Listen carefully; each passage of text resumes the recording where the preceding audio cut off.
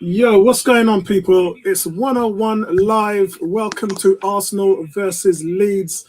And I'm here with Tony. A couple of guys are joining as well. We're going to get two or three more of the guys who are joining the stream. But I want to welcome everybody. Arsenal at the moment in very good form. But, we have been following the loan players as well all around the globe. And the one that's come up to light is William Saliba. Now, Tony has talked about Saliba for ages and how important he is to the Arsenal setup. I've gone on record saying he will never play for Arsenal, ain't going to happen. But right now, I think we're at the point where not only are the fans convinced, but Mikel Arteta must be convinced. If the point of a loan is to send the player out to see how they can adapt their footballing, level, whether they're able to step up into the Arsenal fray and add something to the mix, it's fair to say that we've seen enough. And this, look, we saw him play PSG when he was with Saint Etienne. We saw this a couple of years ago where he was playing all them guys, Neymar and Mbappe, off the park, but he's continuing to do it.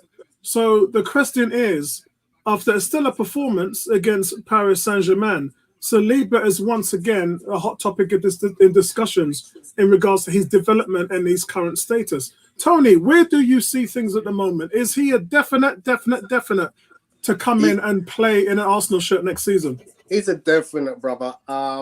Listen, the guy is still 20. That's what people have to realize.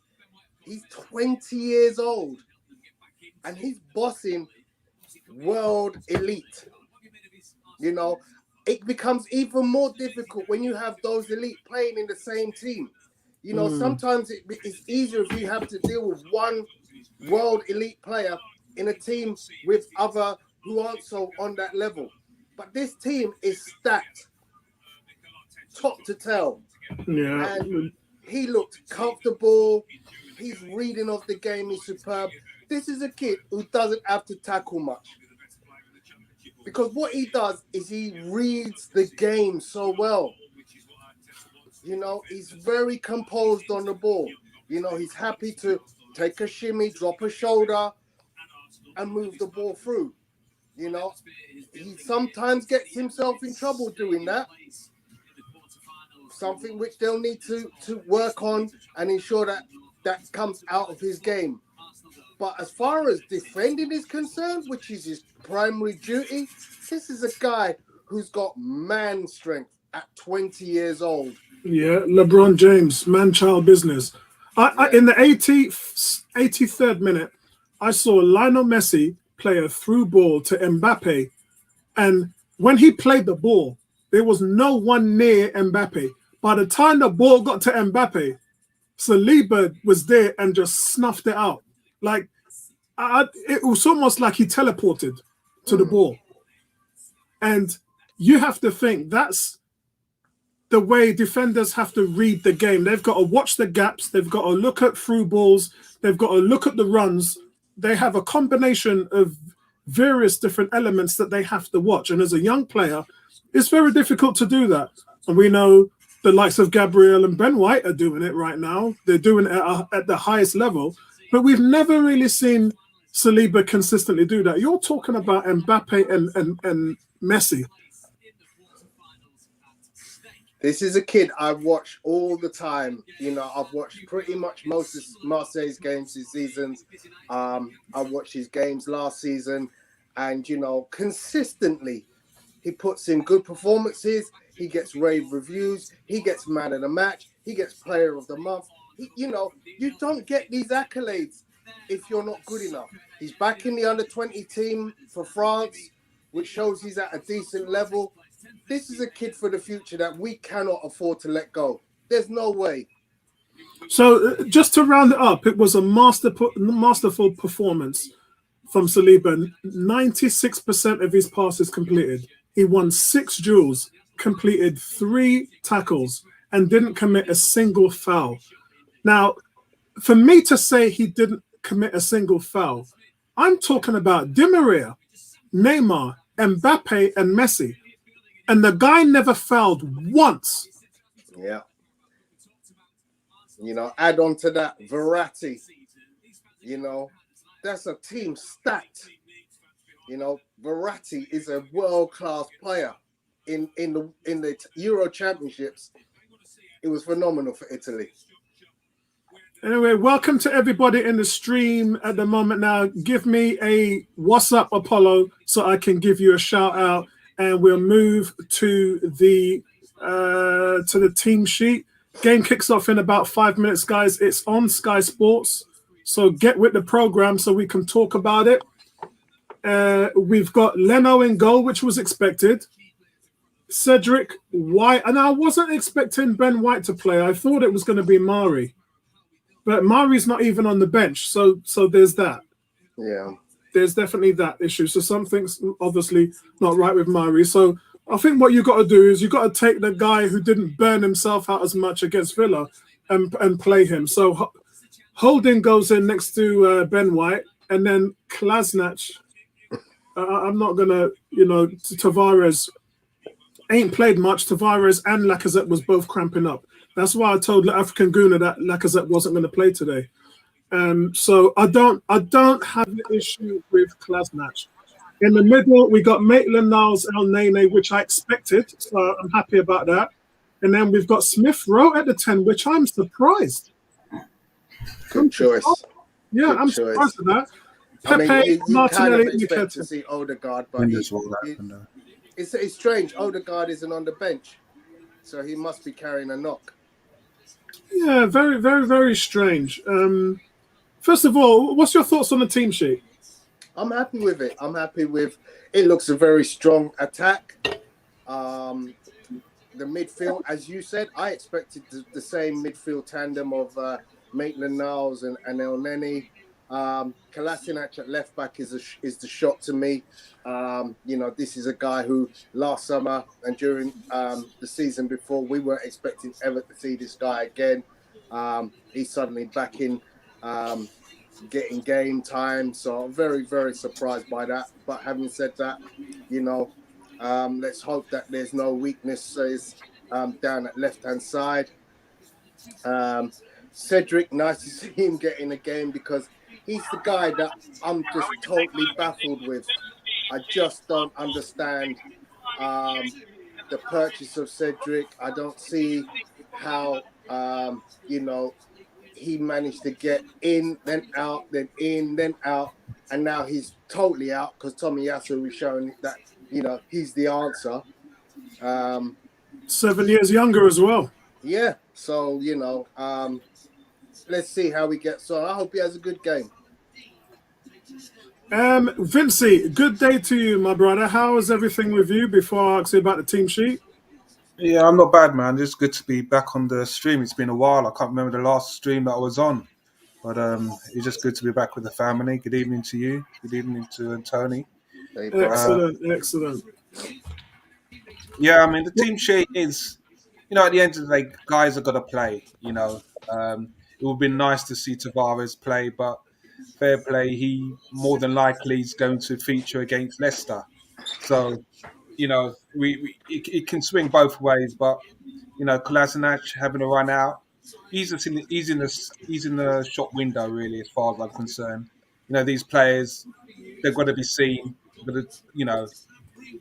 to shop them to other teams. So I'm fine. I'm just happy that Martinelli's starting. I'm happy that Nketiah's getting a run out. We've seen Holding, we've seen Maitland-Niles. These guys, I want to see these guys playing. So, yeah, fair play to them, man. And is there anybody that you would have placed in this lineup before? I mean, we talked about, some people was asking if Balogun was going to play, and I'm like, there's no way Balogun starts over Nketiah. Not a chance. No, I mean, it's the key thing is you look on the bench. You've got Salah, Edin. It's like we've got youngsters who can come on. So it's nice. Yes, we can put out a strong Arteta. We want him to put out a strong squad. He's put out a squad that is capable in my eyes. And it's how he manages the game and gives these youngsters minutes. You know, we don't want to see him giving these youngsters minutes, 85th minute, where they're not going to benefit. So ideally, the guys who's starting get the job done, and we can get these guys on so we can get to see what they're like. And funny enough, before I go into, well, the game's kicked off, as Tony said. Before I go into anything else, let me just say what's up to everybody in the chat room. Kuke says, good to see Vincey back. Why does Arteta insist on starting players who are not committed to the club? The answer to that is because he wants to rest those who are important to the club. G, what's going on, G? Yeah, G, ever since that 2-0 battering that they gave Jamaica last week, America, I'm not in a good mood because of that, mate. G says, hey, dudes, at last we have you all back for a home game. Now, that's a terrible lineup. Everyone's moaning about the lineup. Aside from playing Kola and El Neni, who are useless, and leaving on a free, why not keep playing Tavares? Because Tavares had played 90 minutes a couple of days ago for the first time this season. Come on, guys, let's use our brains here. It said Lukonga, Laka are in to form. So it's well, no, it's not stupid, bro. Look, if you have to manage a team, you wouldn't be saying that. You've got to look after these young players, and you've got to rotate. That's just the nature of the beast. Andrew saying greetings all. What's going on with you, Andrew? Didn't see you in the last stream. Hope all is well. Hope you're enjoying the scores and the revival and 6 games unbeaten at this current time. Jared, what's going on, Jared? Big shout out to you. Big up, big up, big up to you, my brother. As I said, games kicked off, and I ain't even started doing any commentary yet. Tony, what's been happening? Because I've been managing all this. Well, Arsenal are on the attack. We had a deflected shot go for a corner. We're still in their Leeds half of the field from that corner. And it's now just broke down for a throw into to Leeds. Excellent, excellent. Two strange things immediately. Bernd Leno is once again wearing the yellow away kit. Second time in this competition he's had to do that. Really strange, because you think these must have at least two kits: the orange kit, the green kit. Probably not allowed to wear the green kit. First team kit. You're probably not allowed to wear it. If we make a kit, it must be allowed. And we've got another corner. So Kuke says, where's Charlie? Patino is not fit at the moment, so I'm not even sure we would have seen. May have seen him on the bench, but I don't think we would have seen him starting if he was fit anyway. Just seen some of the blistering pace of Martinelli. Ran down a pass, intercepted it, and won us a corner. Actually doubled off him, and it ended up being a goal kick. But yeah, very good running from. Good block there by El Neni in midfield from a shot from Leeds outside the box.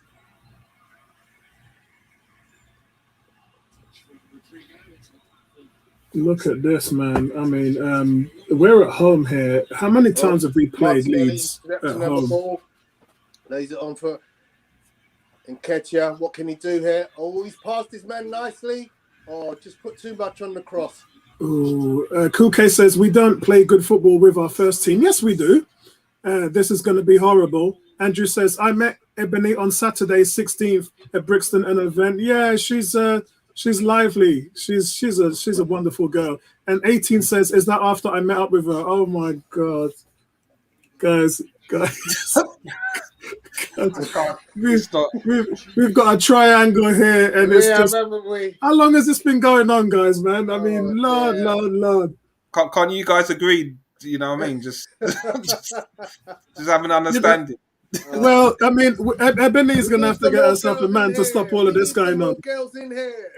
and you know, I have tried to get the girls in, but it's so complicated because the biggest thing about the girls is they're always worried about how they look on video and on live stream. So, yeah, I ain't got the time to deal with that, man. I love my girls. I love my goonerettes, but that's just too much, man. I'm trying to get on with the football. Yeah, some days I might have a nice haircut, but other days when I'm shooting videos, I don't care how bushy I look, man. I'm trying to get some Arsenal content out. That's good. Hold up, Eddie. You know that. You have to keep it real. It's pandemic, innit? So. That's what I'm saying, bro. I remember, Tony, remember I was doing Lockdown Daily on my on my main channel, and 1 minute I'm smart, sharp, and cut. The next minute I'm like Wild, Grizzly Adams. I'm like wild. looking like Bigfoot, Oh, shot by Eddie Nketiah. looking like a mountain hermit, you know. Mm. It was a good driving run by Rob Holding. Rob Holding, yeah. He's the skipper for today. He's playing on the left side of the two centre backs. I find that an interesting dynamic because you remember what I keep saying about playing two left footers or two right footers. So now we have two right footers. Rob Holding looks comfortable playing down the left hand side. Yeah, I remember Bertram saying to you that we could never do that, but yet we have to do it, man. I've always known you can play two of the same sided player in centre back positions. It's just all about competence. Adams and Keogh, none of them was a left footer. Yeah, all it is about competence on the ball and confidence. Absolutely, that's all it is. You know, you see a lot of players that, you know, even the same thing we have the discussion about Pepe. It's about competence and seeing, well, you know what, how fluid is this guy moving left to right, and how does it benefit the team? That's all it is. He's got to be comfortable playing balls with both feet. I mean, you know, the days of one-footed players like Giggs, Nutty Nigel Winterburn, way gone. Yeah, you can't play football and have one foot. Sorry, I had to change that rolling bar at the bottom and actually put the score in. A lot of people are. I've filled that bar with so much rubbish. Turned out it's offside. Yeah, it is offside.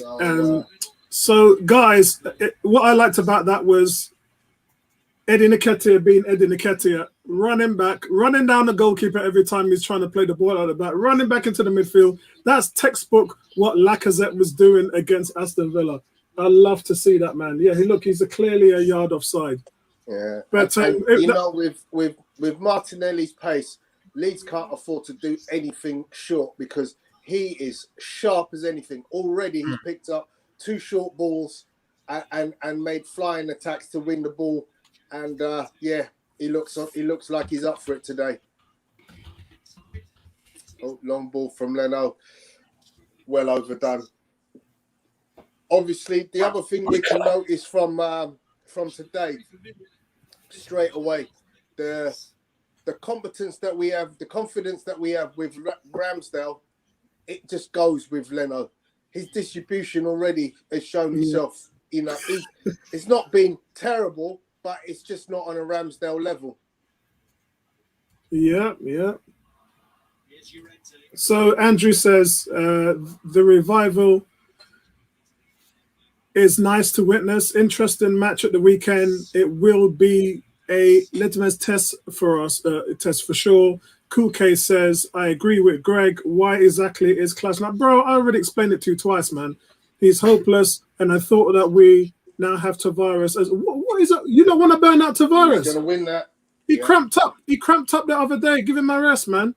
Andrew says, crikey, Leno's still around. Yep, but not for long, mate. We might be able to get a little bit of money for him as well. If you get 20 million for him, I think you've done well. Martinelli. The problem is, who would become number 2? Yeah, because Onana's going to want to play.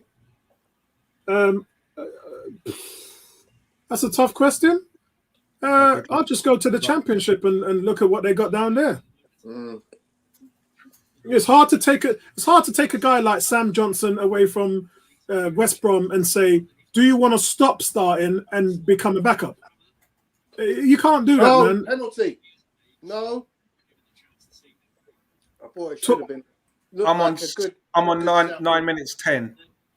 I'm on 9 minutes 30, and I'm on the Xbox app.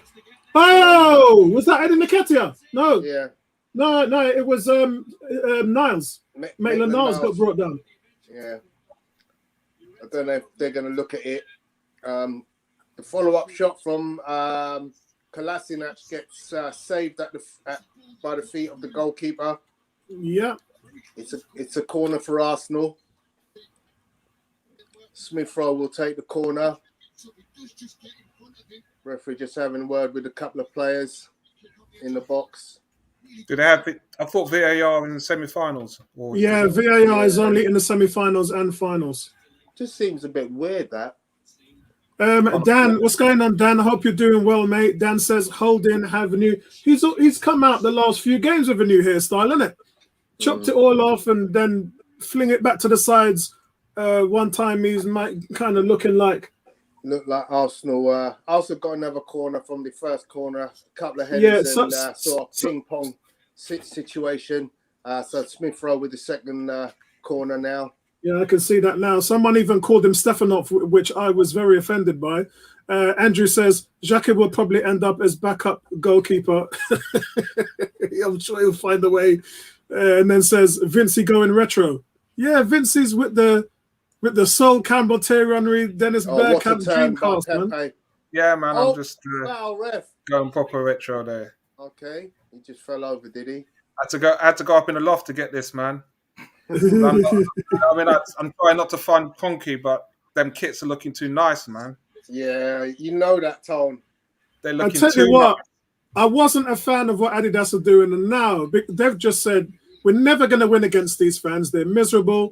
They're online. They've got the biggest YouTube presence, and we're never going to get it right. So why don't we just go old school and give them everything they've had throughout the decades? And that's working. It's working. I still think Nike had the best tops, but I'm enjoying these retro Arsenal Adidas tops. So I'm enjoying it. I really am. Yeah, I'm gonna have to go on eBay and invest on a few via eBay. Yeah, I got a guy in Barnet just across the road from me. That's where I get all of mine. I pay about £25. You have to skip the armory because you know what I mean. Yeah. But I went down there the other day. They took man talking about £99 and not even talking about printing thing. And I said, bro, all of my shirts, my guy in Barnet, I don't even have to tell him what I want on the back of it. He knows it's always Apollo 101 and all on the back of all my shirts. 64% possession in down the left-hand side. What's going on? Abdul says, love to watch Patino play, but he's not even on the bench. Yeah, because he's taken a knock. He's had a knock in training, and unfortunately that means that he's not playing a part. But everybody wants to see what he's like in the first team. It's such a step-up level, isn't it, from the under-21s to the main league? And you could see when Balogun started against Brentford and Chelsea, he looked way off the pace. And that just goes to show you he's a bully at that level at under 23s, under 21s. But when he steps up into here, he's just not there. I do think they've been asked to do things differently when they step in a first team. So it's a transition of coaching as well. Another corner for Arsenal. They get into their on the right-hand side. Sorry, Vincey. Yeah, go for it. Lot of jostling going on in the box in front of the Leeds goalkeeper. So much jostling. Oh, that's gone out before it's even come in. Who was that? That ball went out before it came in. Cedric. Oh, Jesus. I thought Pepe's corners were bad, but at least they don't go out of play first. You know, and that's really striking. Pepe used to take the best corners, and all of his corners don't even pass us. I just think it's a confidence thing. And all of Smith Rowe's corners. They just let Cedric take his first corner, and it didn't even come into play. Yeah. I mean, how schoolboy error is that? Well, if Bellerin can have 8 foul throws, then anything is possible. He's got to be offside. He's got to be offside. Kuke says, good start overall. Our positioning and movement of the ball has been effective so far. And then he says, Abdul, despite the poverty squad, we started well, should be ahead. What? I don't know how they Leeds got through there. We've been what looked like 2 players offside. They now got themselves a corner from it. But they actually had 2 players goal side of our defence. Yeah, I've just seen it now. Looked offside, but yeah, I've just seen it now. Yeah. Did that look offside to you, Tom? It did a little, but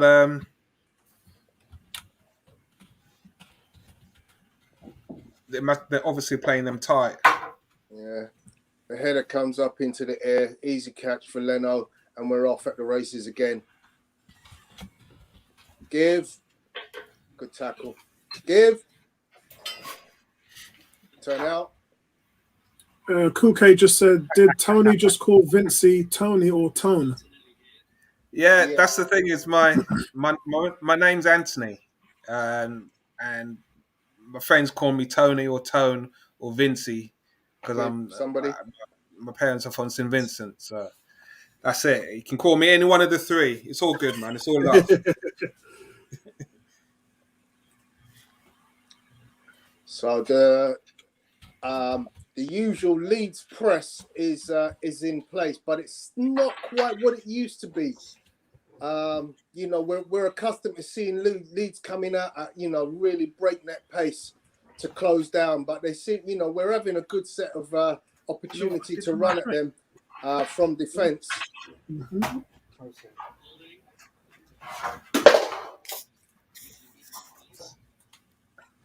Yes, G. Yeah, that's because that's on offside. Facebook. Yeah, that's on Facebook. That's my handle on Facebook, Vincey Tone. So.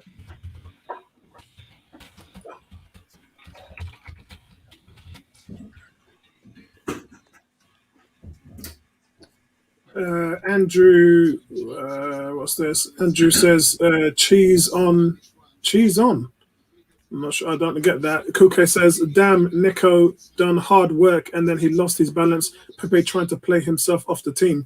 We've seen this happen before. When he doesn't start and he doesn't play, it's almost like he doesn't care. It's like, I'm the most expensive guy on this team in terms of my transfer fee. And if you don't want to play me, then to hell with you.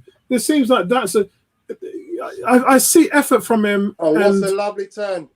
When he plays, he provides, he scores, he assists. And then when he gets dropped, it's almost like he just doesn't care. It's almost like his body language is trying to make a point to Arteta that, yeah, I don't know. Nketiah just had a lovely turn in the middle of the park. And then he knocked it. His second touch just took it away from him and the defender was able to come in. But his turn to beat the player reminded me of an Odell Beckham catch and move. You know when Odell catches and then he does that twist. Yeah. The player how he gets another 20 yards of play because he can do that. That was what Nketiah just did. 56% possession for Arsenal currently. So you can see Adam Forshaw tries a through ball, but Rodrigo is caught offside. They haven't had much luck here, Leeds, by the way. Tell you what, they just got in on goal. Another ball right over the top into the path of James. And luckily, I'm seeing it now. Luckily, Leno was quick enough off his line to shut it down before he could get his shot off. But that's a bit worrying there that they get took apart by that straight over the top ball. Yeah, I can't believe Smith Rowe is playing. After the effort that he had, I mean, dear. That tells Pepe. shows to me that we're struggling. We're struggling in creativity without Smith Rowe. That's why he's got to play tonight. You know, if Odegaard, is he on a bench? No, he's not. Yeah, so that's straight away. It's that's our problem right now. G says, what did you have for dinner? You usually tell us when it's game night. I cooked a teriyaki salmon from Costco's. Salmon Costco's is amazing. Just with broccoli and courgettes. I've lost about 13 pounds in weight over the last month or probably month and a half. Just trying to get myself back into shape before the winter, because I know when winter comes, I always put on weight. So I got my weight down to a really nice level at the moment. Oh, nearly got an interception there. Daniel says, heavy touch. Leno hardly had to move for it. Hello. What's going on, mate? What's going on, cuz? Hope everything's back. Andrew says, bring back Ozil. I think Leno closed it so much, because if you look how far the ball is away from Daniel James, it's literally just a whisker away from him getting a toe poke on it. So the touch was actually quite good, but Leno's closing was sufficient to not allow him to get the shot off. So I'm at 20 minutes and 15 seconds. I'm about 7-8 seconds ahead of you. Oh, all right, not too bad. I'm behind you guys, just approaching 8 minutes now. 20 minutes. Okay, so that's not bad, guys. It's not bad. Get it, Pepe. Oh, could have got that and took it away. Cool K says, Greg, I'm having chicken with Atlantic doughs to the side, organic strawberry smoothie with reishi and chaga powder for drink, and then clean Greek yogurt with trans. Gourmet. Gourmet, you know.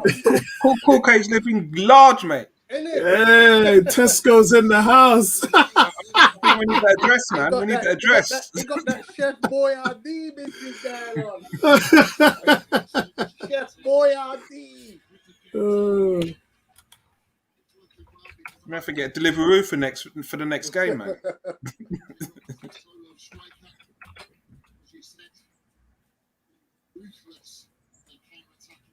I'll tell you one thing I noticed though. For those who question about Pepe's defensive duties, he's putting it in. He's definitely not being found wanting in his defensive duties. He's getting his tackles in. He looks good down the right hand side in terms of defensive positioning. Daniel's saying chicken, rice, and peas from yesterday. Yeah, I had some. I had some at your grand's. Yeah, Auntie Esther. I was at Auntie Esther's last month meeting up with Lukey, and I was naming up some of her rice and peas. It's to your namesake, Tone. Mr. Roberts gets his yellow card. The foul on Andrew says, Kuke rolling in the money. Kuke says, I'm in Tenerife at a bar. Oh, nice. Nice, man. Big up, man. Big up. Abdul says, come on, you Gunners. We need early goals to steamroll the opponent. Yeah, when we score first, did I tell you guys that stat now? When we score first, we are 20 wins and 5 draws in our last 25 games. We're unbeaten in our last 25 when we score first. Spencer, what's going on, Spencer? Wow. Can somebody speak what I think is Portuguese? Pourquoi solamente uns persona e rigada? Oh, I might have to get my wife in here. I think it's something to do with... Hold on a second, guys. Yeah, I'm trying to... Pourquoi? Why? Solamente uns persona... That's a yellow card. Regada. No. Okay. Late tackle, surely, ref. Yeah, I have no idea. My wife is upstairs, so she has better Spanish than me. That's probably Portuguese. Vincey trying to work it out. Pourquoi? Thank you. Well done. Is why. Free kick to Arsenal for the foul on Pepe. Trying to play hardball tactic, but I like to see that Pepe was giving as good as he was getting and ended up winning a free kick. And Andrew says, is Spencer chatting up some women and posting in the wrong chat? Oh, brother, my brother. Okay, let's see. Delivery here, hopefully a lot better than the... What's going on, Aaron? Big up yourself, man. Big up yourself. Yeah, nice one, Aaron. Aaron was messaging me today saying, I've just been away for a while, looking after things. I hope I can't even say young baby anymore because that baby must be big on walking and everything right now, man. Oh, must be. Big. Oh. Sucking chicken bone and thing. Yeah, the baby must be big now, man. Pure love to you, Aaron. So pure love to you and the family. None other than Pepe getting on the end of a deflection in the box. The shot. He had to bring it up and hit it first time straight away, man. Yeah, but Aaron getting pure love here, man. We ain't seen Aaron in a while, man. Hey, what's up, Aaron? My guy. From Cedric. This time is in. Good save from the goalkeeper. Leeds clearing it. Looking for the breakaway. You can see they're clearly looking at that every time. Oh, they've got numbers, but well defended by Maitland-Niles.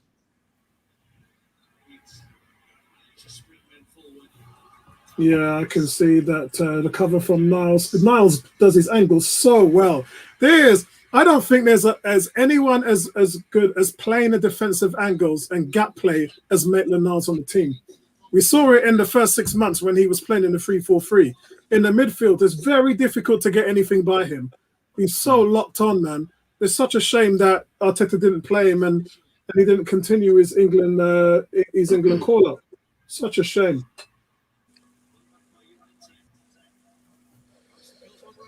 He's done well there. Kuke says, big up. Andrew says, Apollo, will there be any Man United fan on Friday? We are going to be doing a Friday night Premier League show this Friday. We haven't done one in the last few weeks for various reasons. I don't think I'm going to be able to get Jerry on. I don't think he wants to be part of that. Yeah, see, that's we've had. We've had that with plenty Man U fans. Let me tell you about this play. The corner came in from Leeds, came to their player. Yeah, it's a good save. The shot was point blank saved by Leno down at his left hand corner. Great save from Leno. That was a good one. He had to get down and he was unsighted, guys, for that one. He didn't see, but Leno didn't see a lot of it. No. Oh, good save. It came through players, Very good save. I can't believe they couldn't sort out his jersey. I wonder what the story is behind that. Doesn't make no sense. Wow, he didn't see that at all. Did you see Maitland-Niles had to do a hurdle over the shot? My word. Hold on a second, guys. Nice.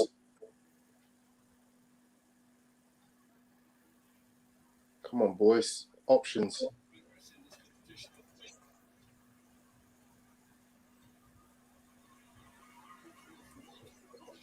Give it. Oh, what was you thinking there?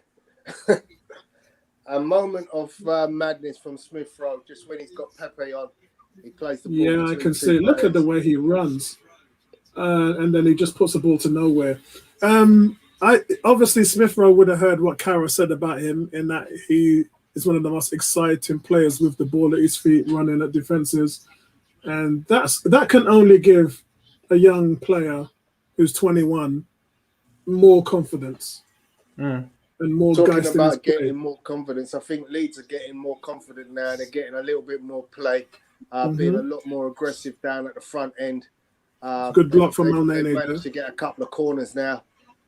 It looks a little bit worrying for me at this stage. They've got good height. Very open for these corners. Very open down the flanks.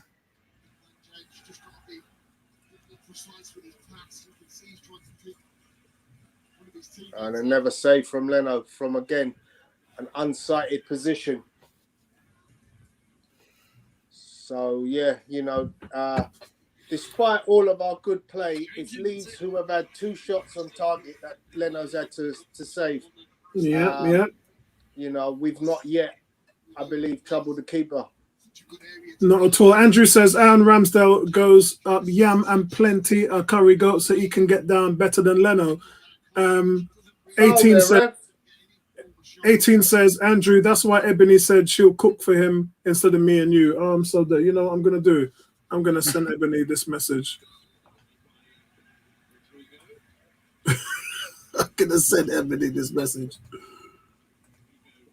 I think she'll be coming on at half time, maybe. Yeah. Oh, that looks like a bit of a dead leg there for Benjamin White. Oh, look at him run. Oh.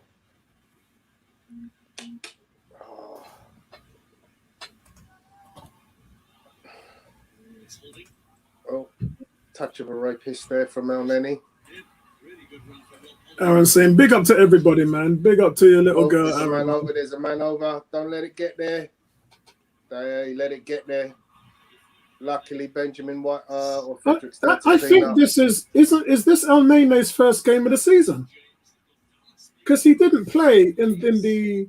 Nah, Leeds are getting way too much. Come on! We have got to start upping our game now, because despite a lot of possession, we're actually creating very little, and the front three just aren't working. Yeah, I can see that. There's no gel between the front three at all. So El Nene has only played one game, and that was in the previous round. He hasn't, and he's come off the bench in the Premier League once and played 40 minutes. So yeah, he's hardly even been available. Sloppy passing by Arsenal.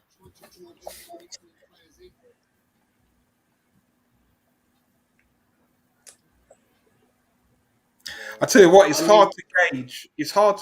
I know as fans we want to see a consistent level of progress within this team, but what I'm looking at, and this is just a second team, but it's really hard to gauge what to really expect. Okay, let's go. These guys, you know, It is. And when you consider we played on Friday and it's Tuesday today, and we don't actually have another game until the weekend, then he would probably like to give some of the fringe players or the first players a little bit of a run out, because then it would have been a while. And that adds to the frustration amongst fans, because it's like we've seen some open. This is a very open game, and you think they'll freeze the opportunity, but it's very scrappy in how we're using the ball, and it's just not cohesive right now. Yeah, because Saturday we're away to Leicester. What's happening there, man? Smith Rowe's lost he's not got the right boots on. He's slipping all over. Oh, La Feminine. So I think he's asking for Ebony. See, yeah. I think he's asking for Ebony. Spencer, yeah. Ebony is going to join us in the second half. She's coming home from work at the moment. So I think that's what you're definitely right. I saying. think that's what, La Feminine. Yeah. La Feminine. French. Okay. I'm headed to Google Translate, man. I've had enough of this. Oh, get it. Hold on. Football Sulament.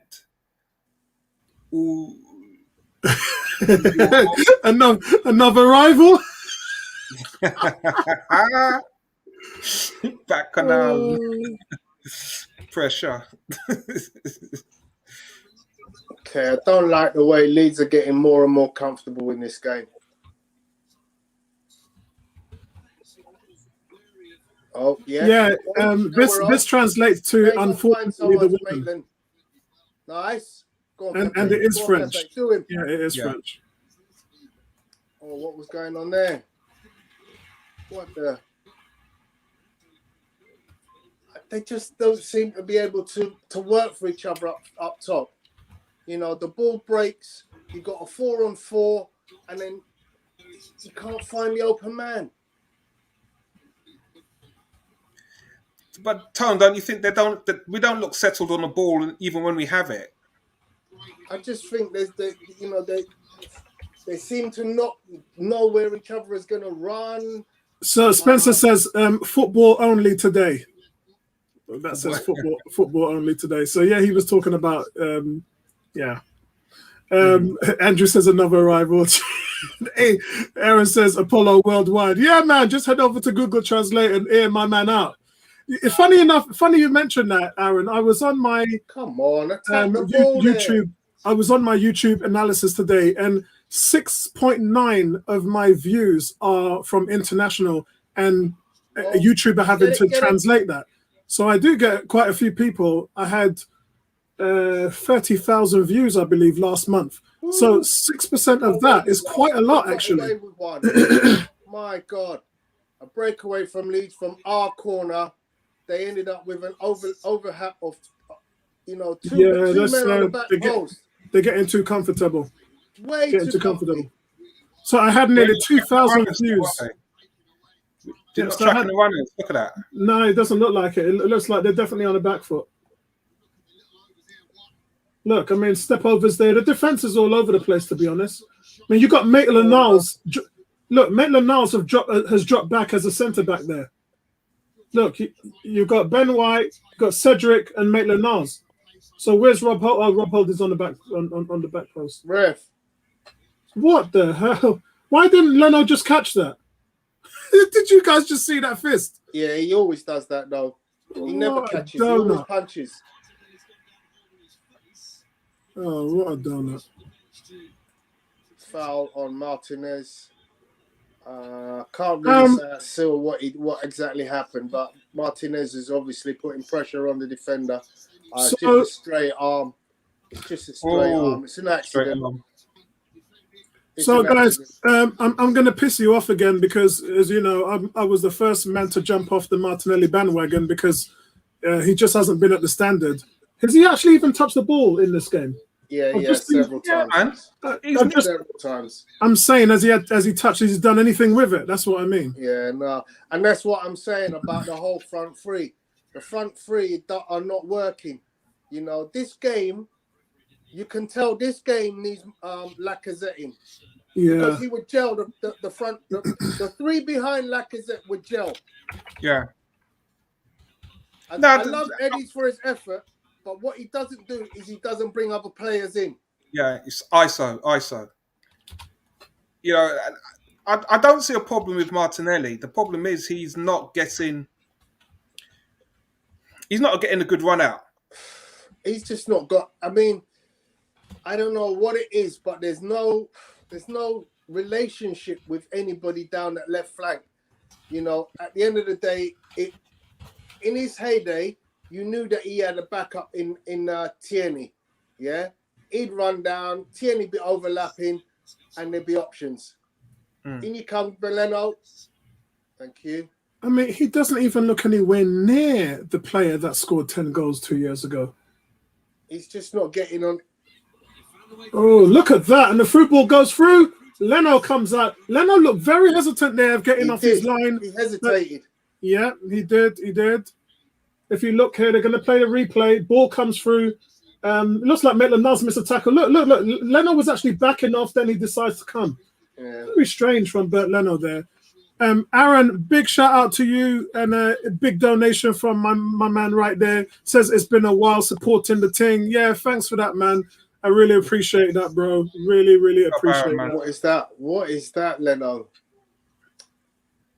You know, the distribution is just so subpar compared to Ramsdale. Yeah, it puts ourselves in a very, very difficult position, doesn't it? Yeah. You know, Ramsdale, he's marching these players forward, and he's getting you know the ball out nice and quick to players' feet, and this it's kind of just gone backwards. Yeah, I think Arteta wants halftime. Yeah, halftime can't come soon enough for him to change something here. We can score a goal there. We just need to work something out. I think Leeds can score a goal here. I think that's the reason why. I mean, they're all over the place at the moment. Oh, come on, El Neni. Oh, he's got loads of space. Here come the runners. We're now in trouble. 3v2. Oh, he just sent the ball out a little bit too wide. Lucky for that. We were free. Leeds had 3 against 2. Looked a bit of a problem. Luckily, the outlet ball just sent them. Yeah, it was 3 on 4. Why isn't El Nene tracking the far post? You got a guy all by himself. It's just ridiculous. Kuke says our cornerbacks have been our best midfielders. Good cover from Cedric, says Aaron. 18 centre-backs. 18 says centre-backs. 18 says just put tenner on the channel. Please check. Thank you very much, my friend. Thank you very much. I'm just checking now. PayPal. Who is Monday Night Football tonight, by the way? Big time. It was Seattle and New Orleans and Saints. Yeah, that was last night. Good game. Vince, are you still on WhatsApp? Seattle. No, I'm not on WhatsApp. I thought so, yeah, because I didn't find you on there. I just did an NBA game. To be honest, I couldn't even remember whether you watch NBA or not. Yeah, I watch it when I can. The thing is oh, that's close. I tend to watch it on my phone. Yeah. Look at that, straight down the middle. Daniel James sits in the middle. But yeah, if I'm dedicated to NBA like I am NFL, I want sleep, and I need sleep, man. Bro, that was me in the NBA playoffs. I was watching all the Jazz games at 3 in the morning and going to bed at 6 a.m., like 5:30, 6 a.m. Ask Tony. Every Jazz game, man, I was on it like a car bonnet. I just refuse to miss those games. But now I'm quite happily to go to bed. I tell a lie. I did watch the opening game because I missed the NBA so much. I did watch the opening game, and so I stayed up till 5 a.m. for that. But the last game, Sacramento Kings, I'm like, "Chow man, me, I got to my bed." And we're playing Denver as well tonight. But that's again another 3 a.m. game. Nah, I ain't staying up for that, man. I'll just catch the highlights in the morning. And Denver are like one of our biggest rivals. And Nuggets are such a good team. Yeah. NFL, I could push the NFL, but some of the late games. But yeah, and the NBA is a bit late. Yeah. Yeah, I struggle with. I need sleep, man, and go. Sometimes I fall asleep. Here we go. Here we go. Go on, Ben. Go on, Benjamin. Ah, Benjamin. Okay, so that weren't bad. Leno tries to distribute the ball. And who's this? Ben White? Ben White running at he's just lost the ball there. You don't normally see that from Ben White. Good interception from Malnene there in the midfield. Ben White is playing as a midfielder. He is.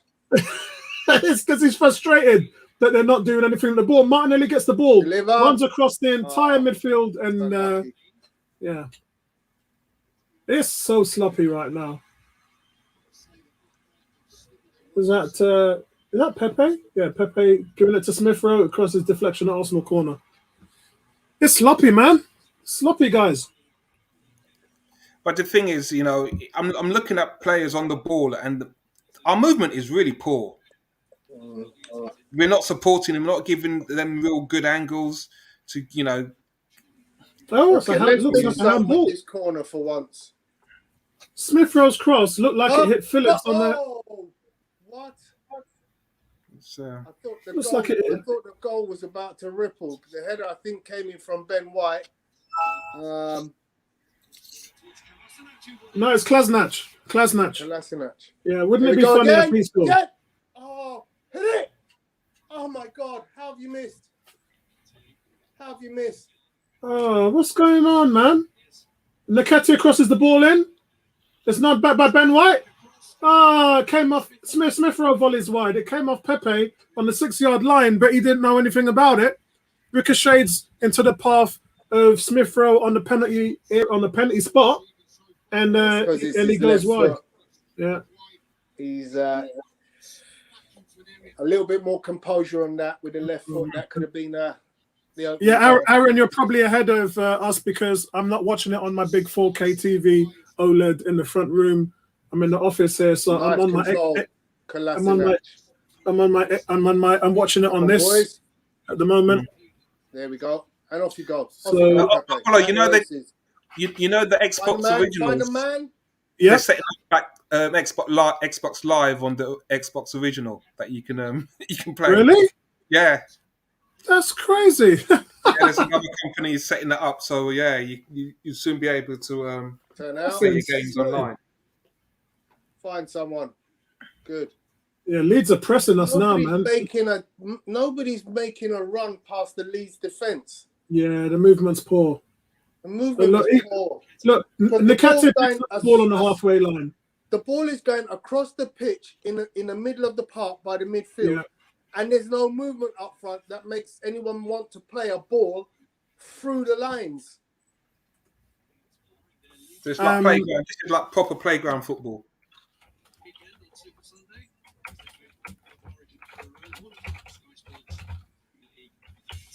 Foul from Cedric.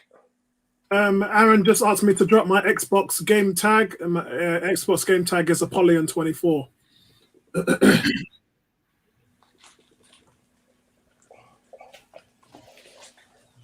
And you normally see me up hours of the night raiding on Destiny 2, doing Vault of Glass. Who? Destiny 2, doing Vault of Glass, and a little bit of GTA heist running on GTA as well. I don't know how you got the time to do all that. Bro, I told you Tony, I go to bed most times like 3 a.m. So the house is quiet at 11. Everyone's gone to bed. So I've got a good, nice 3-4 hours where I can write, do my reviews, do my editing, do all the, watch games, get all that stuff covered. But remember, Tony, I've been off work for 10 months. Yeah. I go back to work next week. So it's all going to change when I ain't going to have the time to do that when I That's a go to terrible work. ball. What are you doing? Chelsea are 1-0 up against Southampton. There's no fluency in the passing. Yeah, it looks. I told you we need half time, man. I'd hoik Nketiah and put Lacazette on because clearly the front three ain't working. There's absolutely no production. We've not had a shot on target yet. But here's another thing that I would say. You know, that I've been calling for formation change. I don't like this formation. I really don't. Especially with the second team. You know, you're really asking. There you go, Greg. You're asking these guys to do so much, and we've seen the whole season where we've struggled to have decent enough chances and cause teams problems. And today we just look. It just looks like there's too much space. There's too much space in attack. The our other opponent. That doesn't make sense. Too much space in attack should mean you should have a field day. Well, not really, because there's too much space between our players. Okay, I get it. Yeah, we're not close enough. So, and then you've got the balls going backwards all the time. I hate this formation with a passion, and it's all for me. It's probably a handful of games where I've really enjoyed us playing with this formation. I'm afraid to say I think it's the personnel. I don't think you could change the front four. Yeah, and expect the same level of... and change where they're playing, and it'll make any difference whatsoever. So, guys, you have to remember, the 5th most creative team in the league is Arsenal. Remember when I told you, look, don't worry about the goals? Bertrand was saying, we've scored 5 goals, we scored 7 goals, and I said to him, bro, don't worry about the goals. They will come because we are, outside of the top 4, we are the most creative team in the league. And not today, bro. Yeah, but I mean, look at the personnel. Like Tony just said, it's a personnel, and it is. It's the personnel. They just don't. It's so bad. The midfield is just not getting anything done. Ben White's having to drop into the midfield. Martinelli and Nketiah are dropping back into the midfield just because. And I think it looks like the reason why that's happening is because Leeds are obviously playing 5 in the middle. And that's making it extremely difficult for us to move the ball. Can I ask, Apollo, that stat that you're quoting about the most creative chances, are those quality chances? Because no, it's just chances created.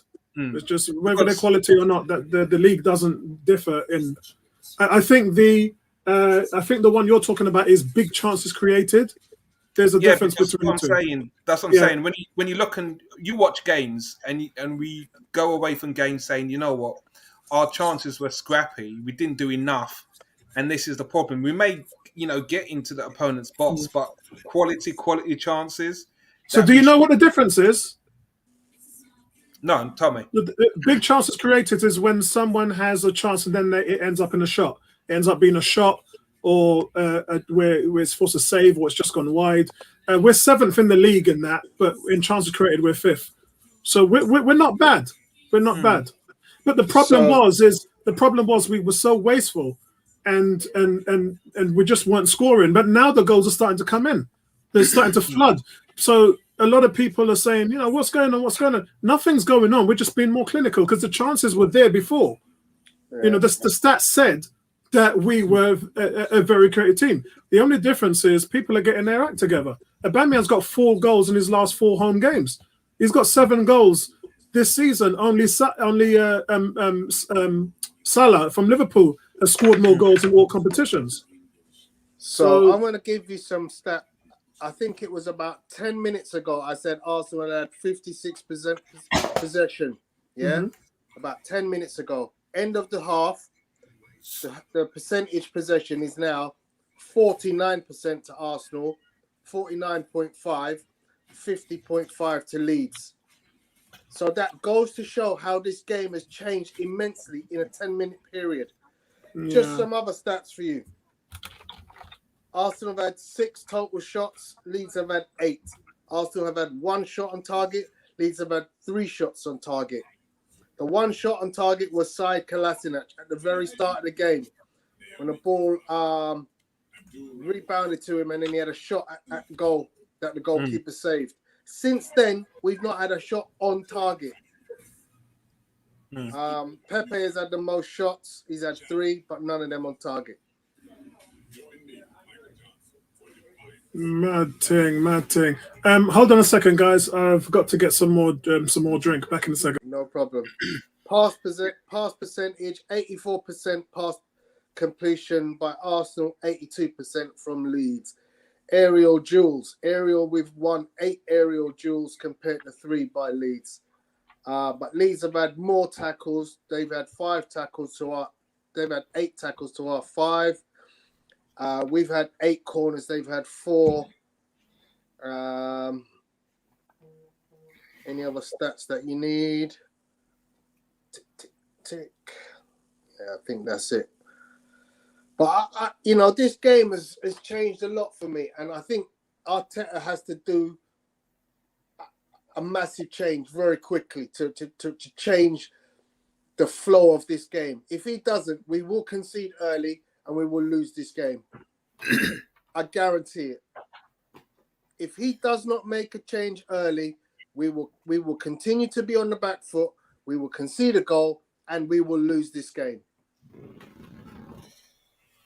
Do you think Partey's going to be the change coming on? I don't know if Partey's the change required. I think the front 3 are doing so little that even if you bring in a player like Partey, you still need that front 3 to do something. I said this on Saturday to Apollo. People talk about creative midfielders, but Liverpool have no real creative midfielders. I mean, I know against Man United, Henderson pulled out one pass that was ridiculous. But generally, he's not seen as some Xabi Alonso type figure. He's not seen as like a Zidane type creative player. But what he does do is he just passes it simple to the players up front, and obviously their wing backs in Robertson and Trent Alexander do a lot of work down the flanks. But those front 3 gel. Those front 3 can make their own stuff, can do stuff together. They work so well. Obviously, Firmino in the middle of the 3, he's always causing havoc and creating stuff for his partners. Our front 3 today are completely devoid of where each other are. I don't think they played a single pass to another one of the other. Yeah. Yeah, I mean, I'm looking, I'm thinking, okay, yes, it's men against boys when you look at the play. And yes, I've been complaining about the space between our players. But when we get the ball, we're not looking to support players so you can play triangles. This is something that we play together, T. Triangles, simple things. It's like you can interchange position. You know what I'm going to say, Tone?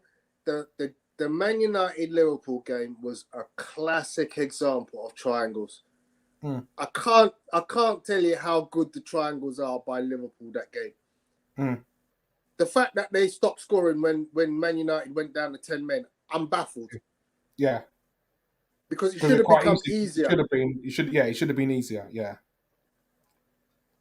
And that's the thing, it's like, when you know that how Arsenal, we took triangles to the next level. Yeah. What Liverpool did. Yeah. And I'm looking and I'm thinking, you see them in positions and you're thinking, why are you not making that run? There's no reason for you to stand back or you to pull away. So you leave isolating the guy so he feels like he's got to take on players. He doesn't need to. Yeah. This is what Man City do very well. That's why they can play the false 9 and have a player like Foden in that position, because his movement and his vision, laying the ball off, you can't keep up with the movement of the ball. I really hope that he makes a change very quickly, because this game is running away from us very quickly. Yeah, what's up, Neomis? I think Neomis is, he says, I'm surprised how behind the finger players are. Turner, you're right. Things have to change in the second half. We need a Lacazette and his work rate from the Villa game to help Nketiah and Martinelli. You know, I don't even know if you can bring Nketiah, leave Nketiah on and bring Lacazette so that he's got someone ahead of him. But he needs to come on. Well, if anything, today, you know, Smith Rowe hasn't really worked in that position. He's not creating anything at the moment. He hasn't gelled. Aaron says, I know I look like I hate Arteta and not an Arsenal fan, but this is not the case. I love everything except his attacking play, even when we won. Last week was beautiful. Have to keep going now. And he says the reason that they wasn't clinical before was because they had 3 shots a game between them. There was chances, but they were unexpected or lucky. They were not drilled. Yeah, man. And I think Greg was saying earlier on, he says, Tony Cox, not surprised with this messy performance, just players not up to standard and average. This game is making me miss Tierra, for fuck's sake. But that's it. I mean, you games like this, players were hungry in the midfield. Yeah. Energy. Just show that, you know what, they should be started. They should be in the first team. Yeah. It's just so I think disjointed. You know, as much as El Neni and Maitland-Niles are trying, neither of them has a pass in them. Neither of them has a line splitting pass in them. So I think there might be a change there.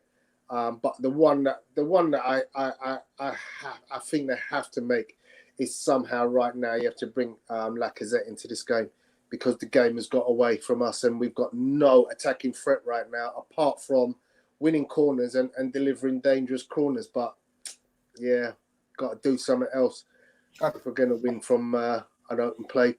I tell you what, to me, it looks. I'm thinking, okay, you see the team sheet, and you think, when you get the ball, who are you going to pass the ball to? And then you see how we played, and it's like as if they've gone completely away from the script, as you say. Completely.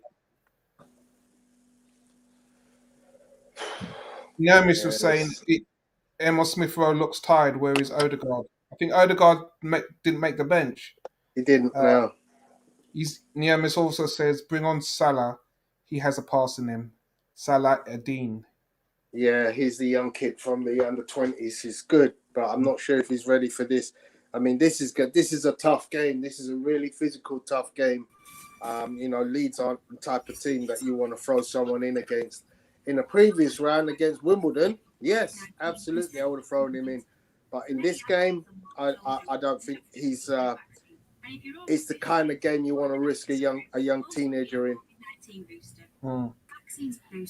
So yeah, I mean, we were all over the place, but I don't think if anybody expected anything different, being that when you look in the last round was ages ago, because we've had 2 slots of international football and all those other games. I believe if memory serves me right, we lost to Brentford, lost to Chelsea, and then we played before Manchester City. So we played in that weekend of Manchester City. So we were still actually at the beginning of the season when we played in the first round. So these guys haven't played since probably end of August. Yeah, that sounds right. So I think, yeah, it was West Brom. Yeah, 25th of August. Yeah, so I'm right. So these guys have not played any football, competitive football, for 2 months. So I don't want people sitting down and getting mopey and all over themselves, because this is indicative of a performance of a team that has not played any football. Yeah. Neomis, hold on. Let me go to... I've read them. Apollo, I've read them. Oh, okay. All right, nice. Cheers. I've read them. Did you ask Neomis wearing backside? Because he told me he was going to be here. No, I don't communicate that.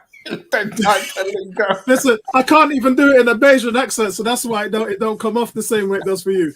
Basics, what's going on, Basics? Played against Wimbledon. Yeah. Hold on a second. He might be right. Yes, he's right. Yes, Wimbledon was 22nd of September. That's correct, yeah. Who played in that game? I thought he used a stronger lineup. And Nketiah definitely played because he scored that wonder back heel, didn't he? Yeah. Tavares played, Lokonga, Sambi played, Maitland-Niles, Leno played in that game as well, and Holden. Leno But definitely yeah, played, so basics is right. So they did play. So they've had 2 games in the last 2 months. It's still not a lot of football. Vincey, have a word with your client, mate. We need to get something going on with that kid right now.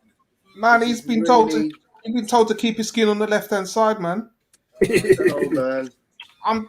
Listen, I have 2 clients left at Arsenal, yeah, that I can class as my clients, yeah. One's playing football in France, and the other one you're seeing tonight, yeah. Both of them, I'll back them to the hill right now.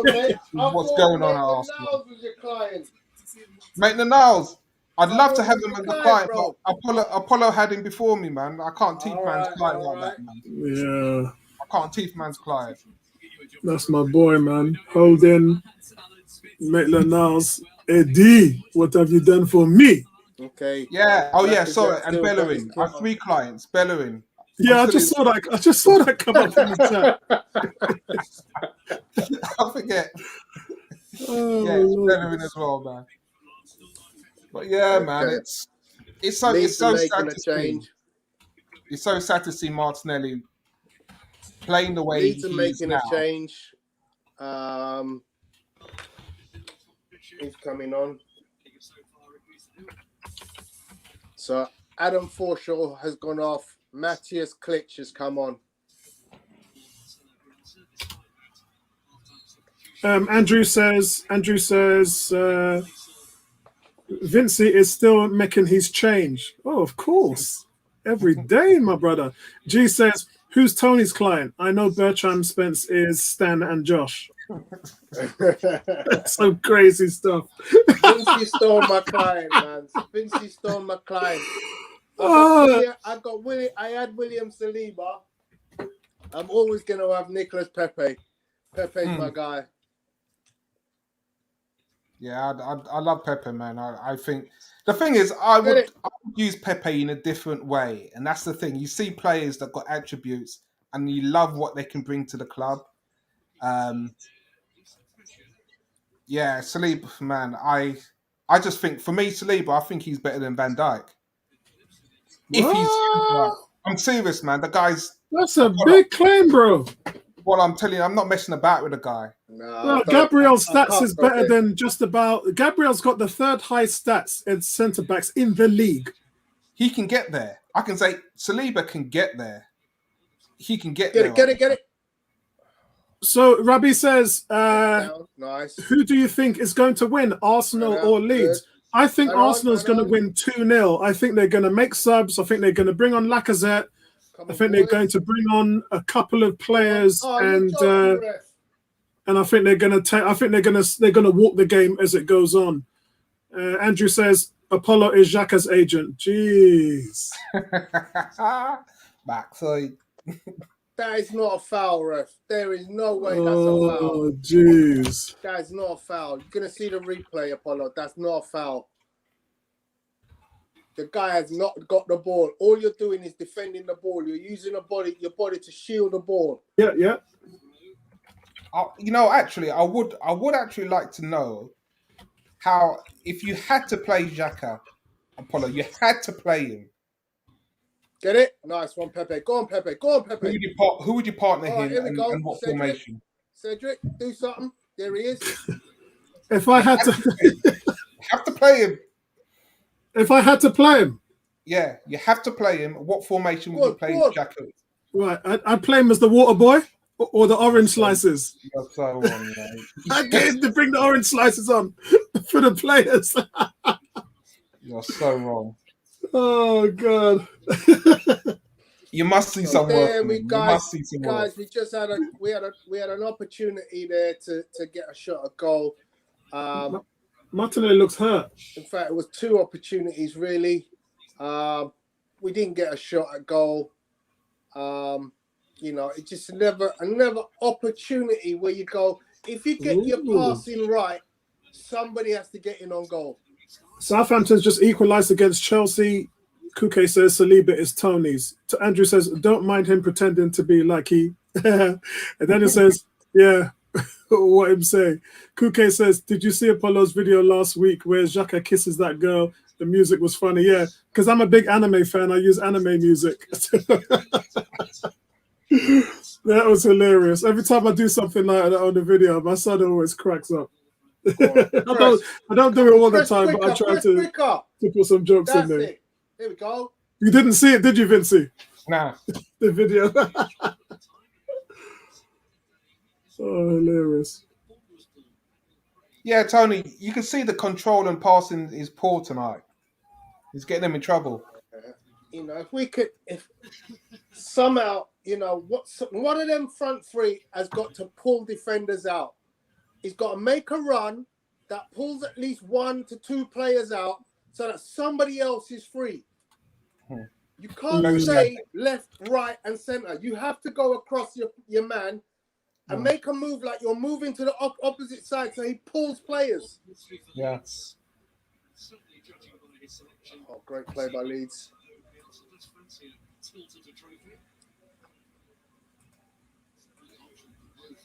Kuke says, hopefully our world-class number 10 can actually create some changes for our forwards. Chances. He means chances for our forwards this half. Get it down, good. Look, you know, Leeds ain't gonna good. Make this move easy, it, man. Move it. Nice. Hold it. Oh, Maitland-Niles should have played that one a little bit wider. You gotta love Eddie. Eddie's making those World Cup runs, man. If you know one thing from Eddie, Eddie is going to be busy in the box. He's a fox in the box. Good. He gets all of his goals from inside the 6-yard line. Keep putting the ball into Eddie, man, and he'll get it in the back of the net. You see, we're right at the edge of the box, and nobody's moving enough to be able to pull a man. It's too ISO. But Eddie, I just saw Eddie run into the box, but Nas couldn't get him there. But he's the only option. Miles is looking up and he's going, who's moving? And then when Eddie moves, he's got no choice but to play it to Eddie. Yeah, I see what you mean. Pepe getting in a tussle with the centre back there, man. Have you caught up with me? Because I'm at 50-26. I'm at 50-48. Right. I'm at 50-35. Did you refresh your thing? No, I just leave the Xbox and let it run. Yeah, this is getting very chippy in the box. Yeah, did you see Pepe? Yeah, that was a nice ball from Maitland-Niles there. Got in. Why is Klasnach just so sloppy on the ball? I mean, oh my lord. Giving the ball away cheaply like that, man. We're trying to press them. Good interception from Smith Rowe. Come on, that's it, lads. Martinelli. Go on. Ah, you've waited too long to pull the trigger. Wasted, man. Martinelli gets the ball in the midfield, runs onto the edge of the box, could have lit it up twice, hesitates, and Martinelli a couple of years ago wouldn't have done that. Yeah. Martinelli would have bent that into the top right corner. No need to come back on your left. He definitely messed up that opportunity, didn't he?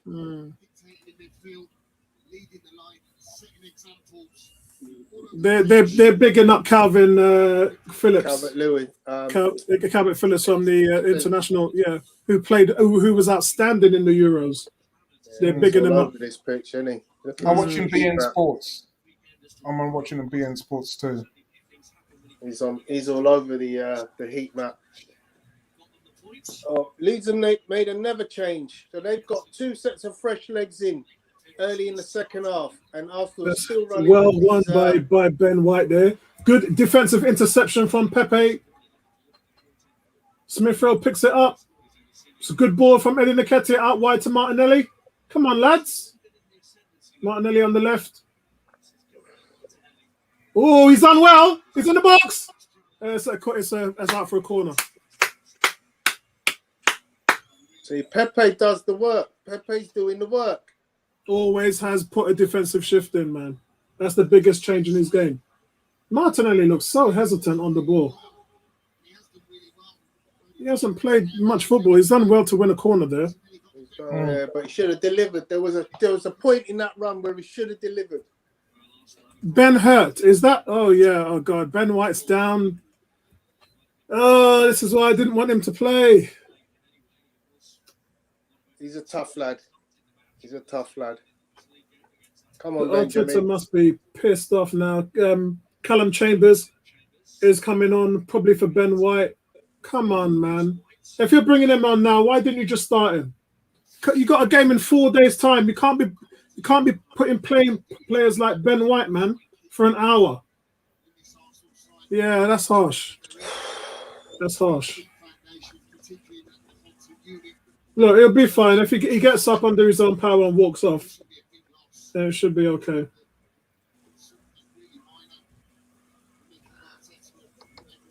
I'll tell you, you need to do something up top, though. Yeah, Ben White's walking off. Yeah, that's fine. He looks okay, guys. It's probably just a knock. I doubt he plays on Saturday. I bet you he doesn't. See, things like that. Just he shouldn't be. If Callum Chambers is okay to come on now, then he should have started the game. And then you put Ben White on with 20 minutes, 30 minutes to go. Is it that he? I don't know. He looks fine. He looks fine. Yeah, he looks okay. Is that a knock? Arsenal corner. Corner comes in by Smith Rowe. Pepe gets a head to it. And this is his first touch of the game. Callum Chambers scored with a header on a corner. First touch of the game. Wow. It's a goal. With his first touch. What a substitution. That's how you make yourself known. Yeah. Here's a goal. Wow. Just about over the line. Goal line technology. Yeah, it's a goal. Yes. First touch. Wow. The delivery again from Smith Rowe was impeccable. Look at the delivery. Right on the dime. Look at that. It's nodded on. Pepe nods it back in, so Pepe gets the assist. Do you remember when I say to you guys, every time he plays, he scores or he assists? There you go. Done it again. That's my client. Done it again. All of you man out there. Yeah, it's a goal. Wow, look at that. Yeah, that's an assist from my guy. That's very close, though. Mm. Well done, Pepe. I haven't even put this thing in properly. Hold on a second. Yeah, that's well in now. Now I've seen it. Yeah, well in. Cool. All right, let's go. 1-0.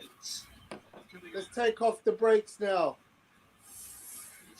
Yeah, Leeds are going to have to come out and commit players, which they don't want to do.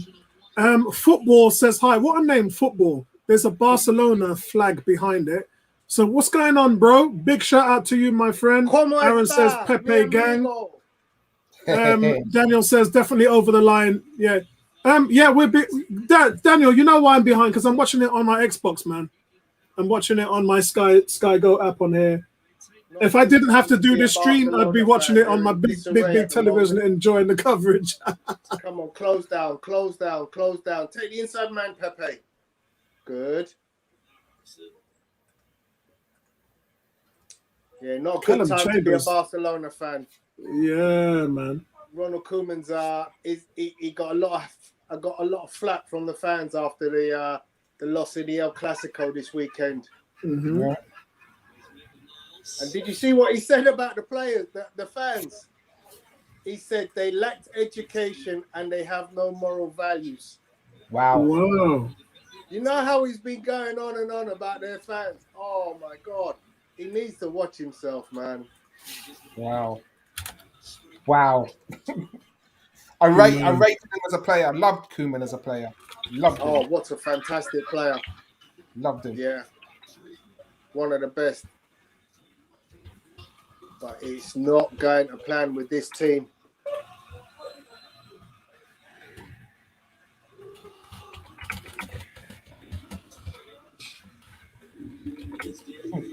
Ebony. So Leeds are now going to bring on their third substitution. So Bielsa knows, he's not wasting time. He's getting on Oh, fresh brother, you see the legs. comment? He's changing I ideas did. very Yeah, quickly in this game. guys, sorry. Poor message from Ebony. Ebony says she's got another important meeting on Zoom, so she can't make it. So, sorry, guys. I know a couple of you wanted to see Ebony here tonight, but not going to happen. Daniel, What is going on? Daniel saying fans are loud and clear now. Yeah, you can hear them. Tom Aston and all that man is there. Lewis, another one of our panelists, he's there as well at the game. So is Mark Thompson. My plan was to order 4 tickets and go with a couple of the panelist guys, but I ordered them and I had to cancel them because I had a doctor's thing to do at 6 o'clock today, so I would have never made it. Rabbi says the first good thing Mikel did in this match was putting Chambers in the match. Yeah, because he realized, I don't know whether he was forced into that because of what happened with Ben White. G says Arteta out or Arteta in. I'm in 2. Yeah, I heard you the other day say that. We were doing the player ratings, and you did say yellow card of the game is for Cedric. Was that the first yellow card of the game? Yeah, you did say you're in 2 minds. Daniel says, I know it's usually like 20. Yeah, it is. I'm at 59 minutes and 40 seconds. Yeah, you're 30 seconds ahead of me. 59:20. I must be going slow because I was about 10, 15 ahead of you. Now I'm moving less. You were, yeah. I'm just seeing if the score comes up. Yeah, okay, it is. now I'm on 60-14. Nah, go back, man. Go back. Yeah, he's just jumped. I'm on. Go. Oh, come on. He's just jumped ahead of me. He's just jumped ahead of me. Martinelli just had a chance. Put the header wide. That's a free kick. El Neni just won a free kick. I've just seen the free kick. Martinelli got himself into a position where. Oh, look at that! Loads of he's not space, done wasn't nothing with it. Yeah, I don't refresh on the Xbox. It is what it is because I'm not watching it on the live stream. My is a Sky Go on Xbox, so it's always going to be behind. Facebook user, I'm not sure who you are, but I hope you're enjoying the game. Says, I'm sure there's going to be Thomas Partey appreciation post. Haven't watched El Neni sloppy passing. Oh, God. Go on, Eddie. Go on. Oh, yes, Eddie, go on. Oh, unlucky. Oh, that's too funny. Interplay that allowed Eddie. Oh, G says it's James Handbury. What's going on, James? Big shout out to you, my friend. Hope you're enjoying the game. James. Oh, it's a through ball there for Nketiah. Come on, Eddie. Oh, it's a very tight, difficult angle, and he had a defender right on him. This is what me and Tony are saying. He's the only one making those kind of runs. Look at the run. He comes so deep. Look at that. But he's not doing it enough. Well, that's all he's been doing. I'm watching, but they're not getting the ball to him.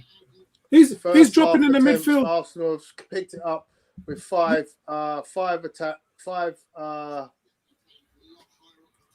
shots on goal to Leeds is 0, 2 on target. And there, Apollo, I wouldn't even put that down as a chance. Would they put that down as a chance?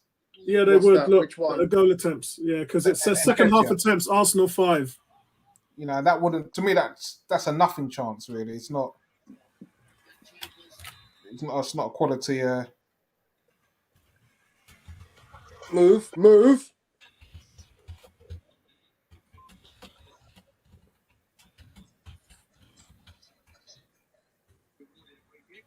Okay, nice. Let's go, Nicholas. Yes. Yeah, Pepe already has an assist in this game, everybody. Kuke says, delighted with the goal, but once again, not a minute of good football has been played by us. Eddie is a goal machine. If you play him, so dangerous. He is. I mean, but the thing is, what I just said to Tony is, because he's not getting the service, he's having to drop so deep to help the midfield. Pepe with a shot. And it's deflected. It goes into the goalkeeper's hands. There's one thing I would say about Martinelli. He does hold on to the ball a little bit too long. Foul, ref. Thank you. Eddie gets fouled in the centre by Struijk. I can't believe they've made Smith Rowe play 65 minutes. Yeah. They're going to have to take him off. They are. They need to hoik him. And it's not that he's had a bad game, but you just need to save him for the weekend. Yeah, I mean, like the thing is, when you're a player like Smith Rowe, like you don't have a second, third gear. You only have a fifth gear, so he only knows how to play one way. Oh, terrible! And when you show that amount of commitment, you just running your legs into the ground in every game. And come on, guys, is this game really that important that he should be playing? It's important to me. Yeah. All right, take him off now, Marteta, please. I mean, you got to go up to Leicester on Saturday in 4 days' time. I just don't understand it. This makes no That's sense. the first game. It's the first game. It's midday, isn't it? Yeah. That makes no sense. I wouldn't.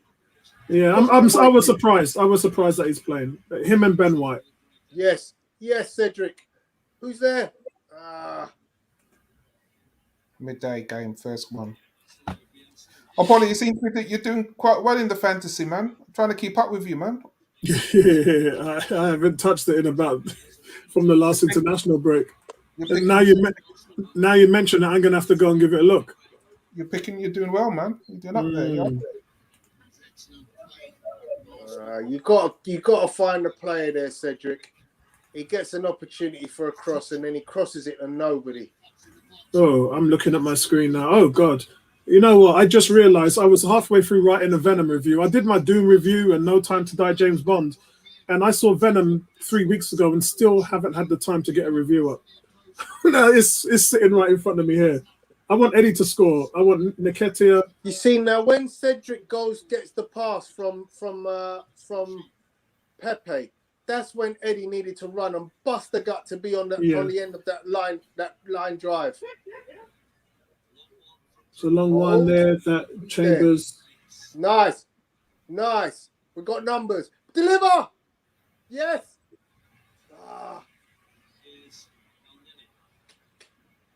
Yeah, Calvin Phillips versus El Nene here in the midfield. That's a great ball there for Calvin Phillips. It's a nice ball there from Eddie to Pepe. Great ball from Pepe. Just a little bit heavy. Yeah. Oh, if he'd have put a little bit less of that. There's no interplay between Martinelli and Nketiah. It's like they're playing for separate teams. Yeah, but bro, I'm not surprised. As I said, man, I don't get it. They don't play a lot of football. I don't get it. I mean, you know, it goes to show the difference in quality. Pepe will always get you an assist. Yeah, he's always looking at somebody. He's laid a lot of good passes in there today. I don't know. Martinelli has yet to find one of his own players. Here we go again. Go on, Pepe. Yes. Somebody move for him. Jesus Christ. You know he's looking for an option. And none of them other two players up front are even moving towards him. He's got to change that. He's got to bring off Smith Rowe, bring on Lacazette, play Lacazette in the 10. 18 says Tony is totally different from midweek training.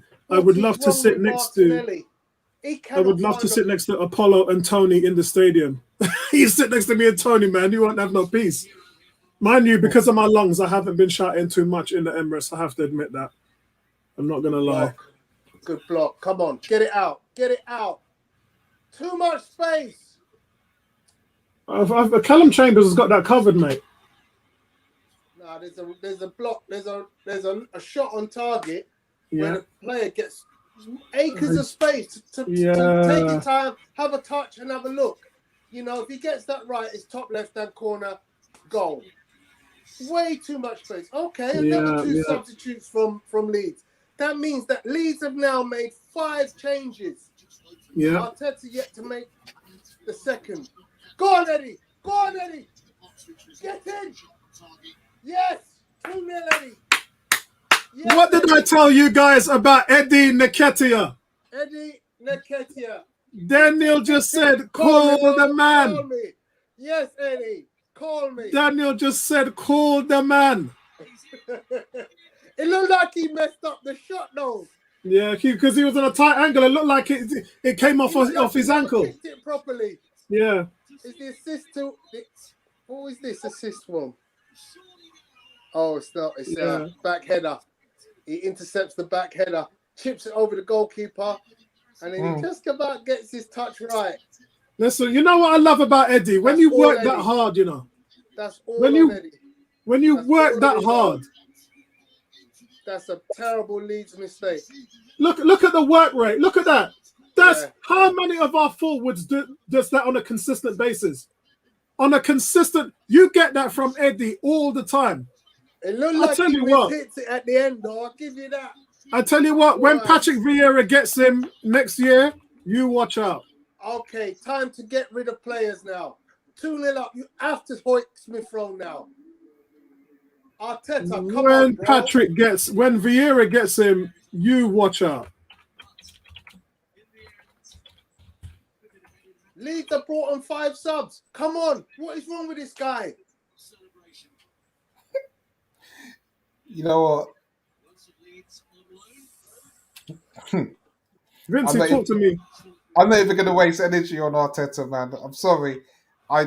This season, Here we go again. Go on, Nketiah. These are the things that just frustrate the hell out of me, Apollo. You know, I'm talking about game management from week to week, in-game formation. Don't make it hard for the guys on Saturday. Don't make it hard for them. Exactly. This is obvious.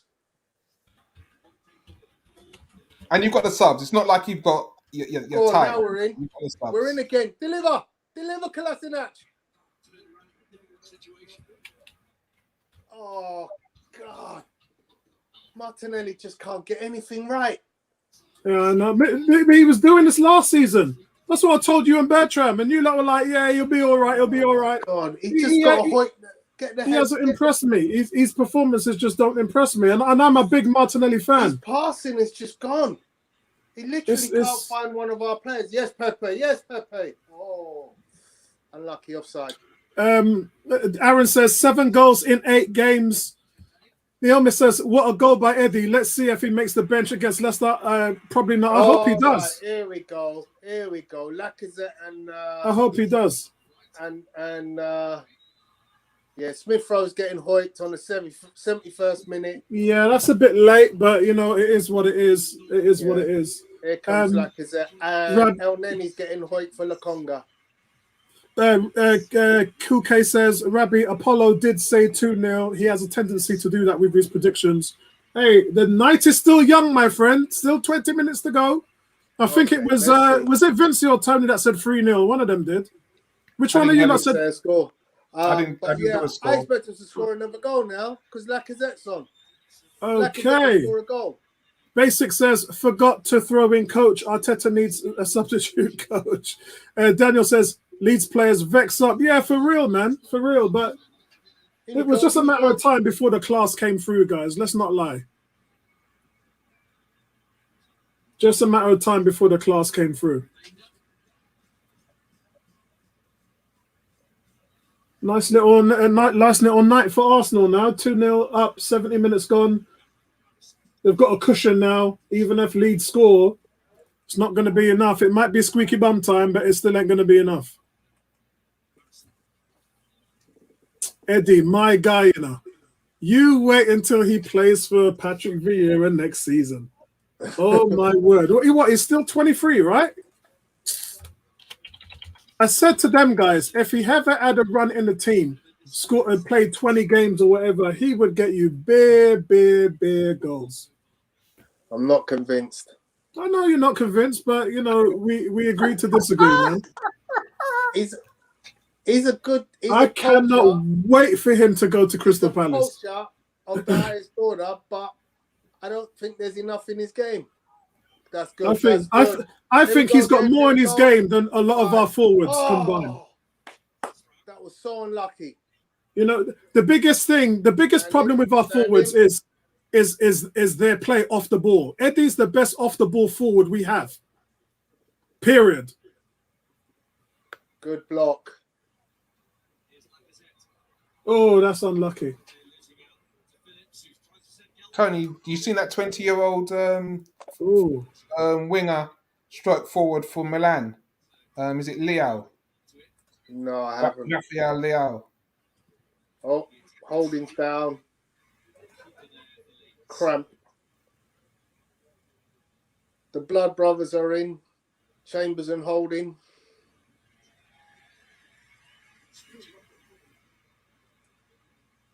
Okay, we could see Balogun come on. We could potentially. I wouldn't mind Eddie taking a rest now. yeah. The thing is, he's got to be a relief for Lacazette when Oh, I Lacazette tell gets you what, knackered after 70 minutes. they're showing the other angle of Eddie scoring that goal. He badly miskicks that low. He did. That Yeah, low. that's what it looked like to me. I said it came off his shin, didn't it? He badly miskicks it, but it just trundles over. I tell you, you know, everyone's marveling about how our forwards are working hard this season. Eddie does that. Eddie does that in his sleep. Eddie's energy off the ball as a defensive forward, pressing is the best in our team and has been for a very long time. Because looks like Holding's night is finished. You got to ask who comes in at centre half. I think it's El Nene that comes in, isn't it? El Nene's off. Oh shit! Then it's Klasnach. It's Klasnach. Okay, looks like Kolasinac and then Tavares goes to left back. Oh, is Tomiyasu on the bench? Let me just check. No, he's not. No. So yeah, it's Klasnach. What's going on here? Yeah, Holding's down still. I don't think he can carry on. G says Eddie, he definitely wanted to score against. Oh yeah, he played for Leeds. Forgot about that. Well done, Eddie. The lad is so convincing. Nketiah with some superb energy there. Yeah, listen, that is standard. Yeah, some players. I called it. So Holding is off. Tavares comes in at left back. So we've now got Kolasinac and Chambers as our centre backs. Cedric at right back. This is an interesting dynamic now. Wow. Well, guys, like I said, guys, this is their second competitive game in 2 months. So I'm not surprised. Oh, what was you doing there, Lacazette? Tavares is like, boy, the man is just lightning. Nothing doing there, ref. Good. That's what I want, man. Them ballers, that man's got that ability and pace and that little bit of arrogance in their play, man. I love it. Nice. Oh, foul there, ref. Thank you.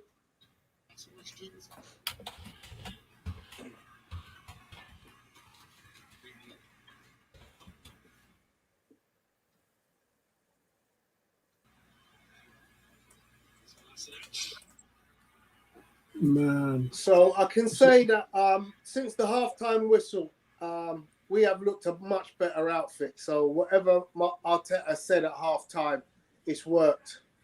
Remember, I said to you that he needs halftime to change it because it just wasn't working. Yeah. We needed halftime more than they did, to be honest.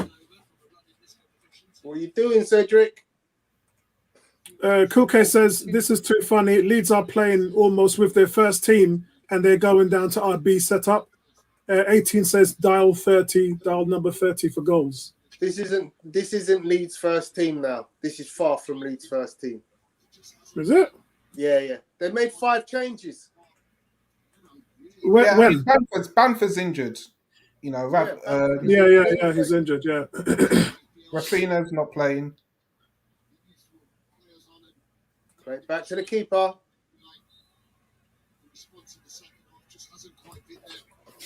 All in all, I think it's been a good run out for our lads. Yeah. They haven't played well, but they've played. Yeah, I mean, it's against a very good team. You know, Bielsa's always going to have a team up for a game. Yeah. But yeah, I think, you know, a 20-minute spell at the end of the first half, which didn't look too promising. but we've come out in this second half and we've looked totally dominating, to the point that I don't think Leno's had to have a save this second half so far. Yeah, he did make that one good save where he had to go down unsighted to his left. Was that this half? No, the first half. Oh yeah, he had several saves in the first half, but this half I don't think he's had any.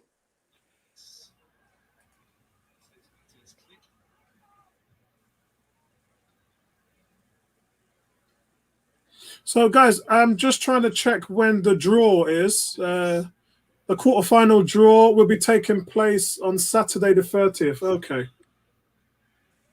Yeah, so I don't like when they do that. I like when they do the draw just after these games are played at 10 o'clock. It makes it a little bit more exciting. To have to wait another 4 days. Yeah.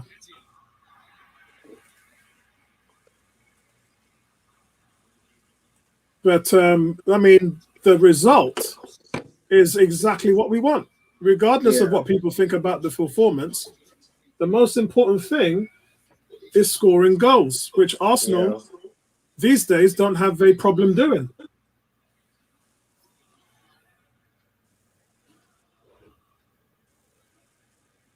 Chambers and Eddie getting on the score sheet. You know, I have to say, guys, in retrospect, Callum Chambers, I'm a big fan of the guy, and he played some fantastic football with Arteta, and last season he was dross. He declined, and I don't know why. I have no idea why. But his level declined so badly last season. And I gave Chambers the... Was it the best defender we had last year? It was the year before that, under Emery. He was amazing. Him and Holding in that 22-game unbeaten streak was fantastic. And Holding was brilliant, man. Yeah. And then Holding got injured when in that Man United game. And after Holding got injured, the defense fell to pieces after that winning streak. But he was fantastic under Emery.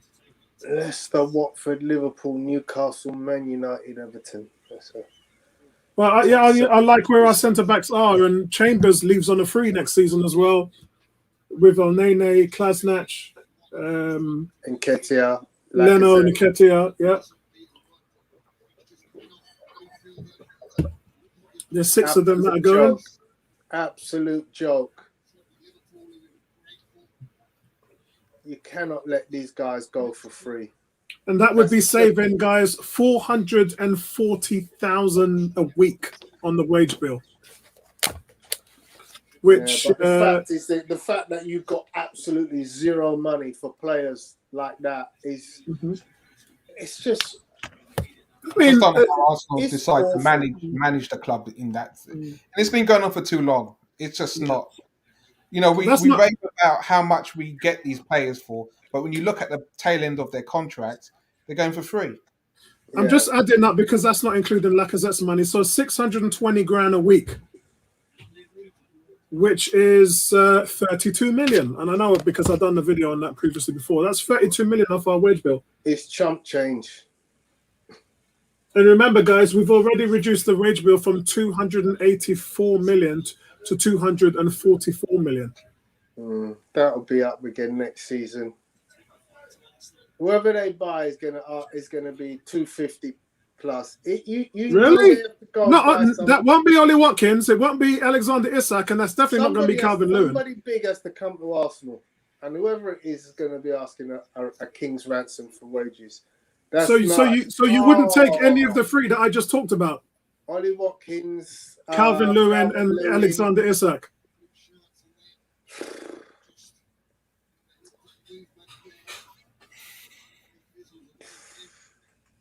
Wow, look at Vincey is tipping over the edge slightly.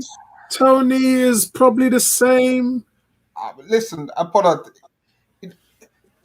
we've got to get back to paying quality money for quality players. Yeah, and getting players that we really, really need who's going to make a difference. Not really.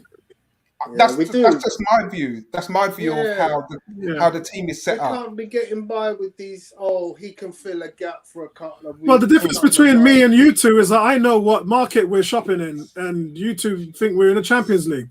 Nah, I'm not talking Champions League. You can, I you ain't can talking say Champions that, but League. look at Leicester, always getting top draw players and ain't paid no more, Yeah. nowhere near what we're talking about. But, No, but Tony, Leicester ain't going to pay 250, 300 grand a week to a player. They ain't going to do that. They don't need to. Look, they're getting good players. Look at Samare. Look at Samare, yeah. Samare at Leicester. How much is he earning? I'll go check. He ain't earning 250 a week, Tony. We're not in that. Transfer.co.uk, I think it is transfer. Transfermarket.com. Yeah, we're in a different market. We're in a different market. I'm looking young players, Apollo. I'm looking young players. Yes, Isak, Alexander Isak, man. Me and Neomis are on that thing. We're on that. Look how big Sambi is. How tall is Sambi? 6'1", right? And Tavares is 6'1" as well. So Samare's 25 mil. Nice. Oh, easy, lack up. So I'm not sure what his contract is. Oh, ref! You got to blow. There. Are you mad?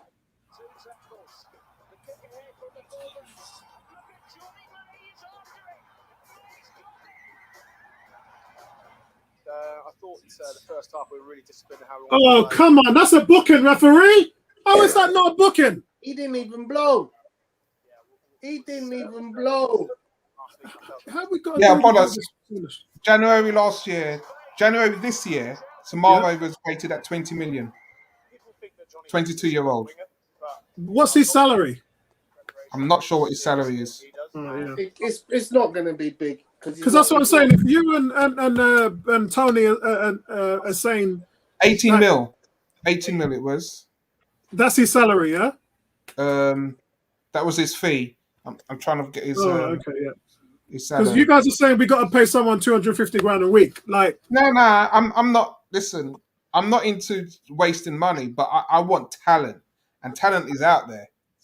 Real class talent that's going to improve this team, and also give the youngsters that we have a chance to grow as well. And remember, Edu's got his South American connections. Daniel said, "Did you say semis?" No, it's the quarterfinals after this one, and says there's a number 30. Asks for a swap. See Wolves, parts of Sambi. Look, I've always rated Eddie Nketiah, man. We just haven't managed him very well. Yeah. And not just that, but he looks like a credible left winger as well. Playing on that left-hand side in preseason. He had the best form in that setup, and he looked really heady. Look, at the end of the day, what he does is work hard. And you need your players on the team to work hard and give you full commitment. And Eddie's going to do that. And Patrick Vieira couldn't have chosen a better prospect to go after in Eddie Nketiah. And if he gets him, they're going to be fantastic because they got to replace Benteke. And if you put Edouard next to Zaha and Eddie Nketiah, that's a nice front line there. That's a nice front line. Yeah, but Ivan Toney doesn't want to. He's not going to play out on the wing. He's going to play at the front, right?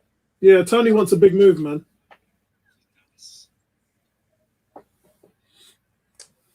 I don't mean Ivan Toney. I mean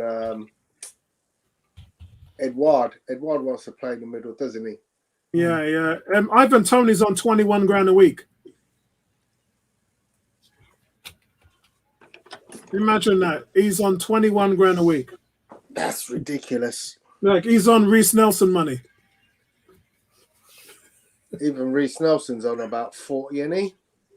On the new deal, hold on a second.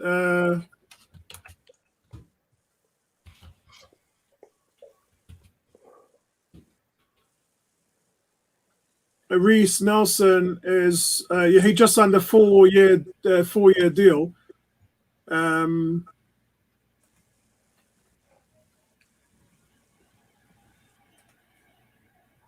He's 4-year deal. He's on 50 grand a week. Mm. Oh, look at Lacazette. Just pick that pocket. Come on. Oh. Go on. Go on. Go on. Oh. He should have finished it, shouldn't he?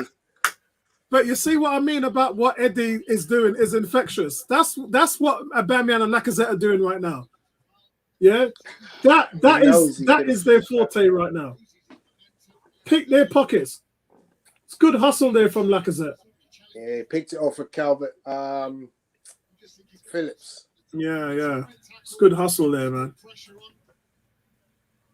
So we're at the 89th minute. Probably about a good 5 minutes of extra time. Oh, here we go. Snatched it. It's late penalty.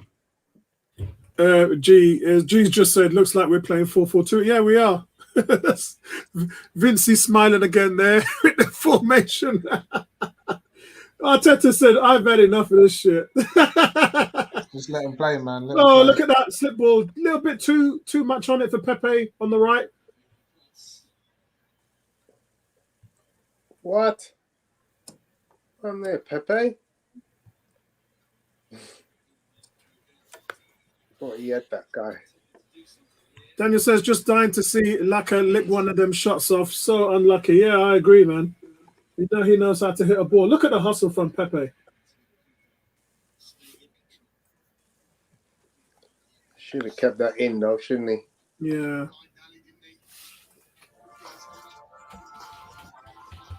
Tony, that left winger at Milan, he's a Portuguese left winger, 22 years old, AC Milan. Okay.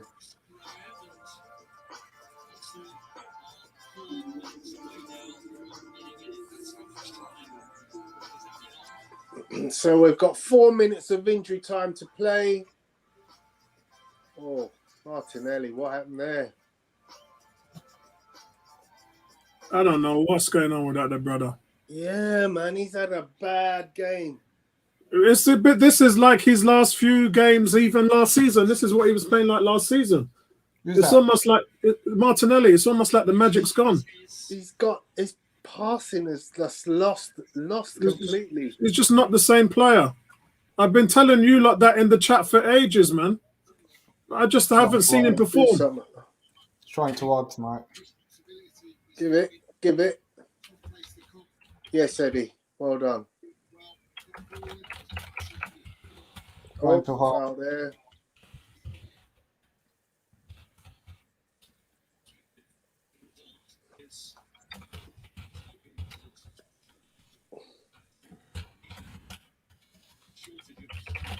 I'm just sending African Guna a message. You can come on. He might do, since he knows I'm having a go at his boy. I just told him, I've been telling him for ages. He's saying, yeah, he'll get it together. And Martinelli, to me, has looked nothing like the player that we had a few seasons ago. Oh, challenge, man. I don't know what it is, but he just doesn't look like that player anymore to me. I haven't seen him put a performance in for a long time. Yes, Pepe. Great tackle, Pepe. Yeah, that's good hustle, that is. That's 92 minutes gone, guys. 4 minutes into injury time, so there's 2 minutes left. And Arsenal are going to breeze through this at the moment, which is a decent performance. Oh, Martinelli. I so want him to do something, you know. Begging him, just give him one decent chance. He's working once, isn't it? Too much, man. Yeah. Daniel said it's just not working out for him. Yeah, I mean, I know people saying he should have started against Villa, and you have to remember Arteta's seeing these guys in practice every day of the week, and if he's playing like this in practice, there's no way. You kind of have to. Come on, you got to be fair. Put your hands up and be honest and say if this is what he's been playing like in practice, it's no wonder he hasn't forced himself into the team. Yeah. You know, I'm just being honest, man. I'm not trying to have an agenda or anything like that. I'm just being honest. To me, he just hasn't looked like a player. We got that all wrong, didn't he, that player? He just has not looked like that same player. It's a good block there from Chambers. Chambers has done all right today. Yeah, can't complain. Come on, score with your first touch. Keep a clean sheet. Got 20 seconds left in the game. Guys, it looks like it's going to be a barn sale for Watson this week. You know what I mean? He's got the deepest pockets. Yeah, a lot of teams have suddenly, all of a sudden, they've come in, haven't they? Panthers. Yeah. Yeah, game's over, boys. Yeah. Another clean sheet. 2 goals and a clean sheet. Another game we've won. How many is that in a row now, Apollo? Unbeaten in 7. Unbeaten in 7. Yeah, including including 2 cup games. Okay. So G says 2-0 Apollo called it. Daniel says, well done, Leno, and the CS low. The next on to the next game. Yeah, true. Looks like Leno starts against Leicester with that clean sheet. Oh, come on, man. Vincey. You know what? Vincey's one of them man. Vincey's one of them man that just fling quarterback controversy. If you was a Redskins fan, they would love you. Because Redskins love a quarterback controversy, man. I'll tell you who does start on Saturday. Callum Chambers. Yeah. Really? I honestly don't think if White doesn't play, Ben White's going to make it. I wouldn't risk Ben White right now. Tony, don't give me hope. And if I had to choose between Callum Chambers and Rob Holding, I'm picking Callum Chambers right now. Yeah, Chambers put in a performance today like how I know his performance was from back in the day. Really, really good performance. I'm just putting up quick ratings, guys. You don't have to do ratings. You can just flow past it as quick as you want. So I'm gonna do my usual and let you guys know about the end of game statistics. Here we go.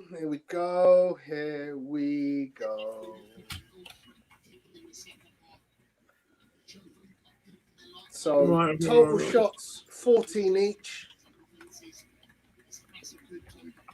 Shots on target 4 for Arsenal, 5 for Leeds.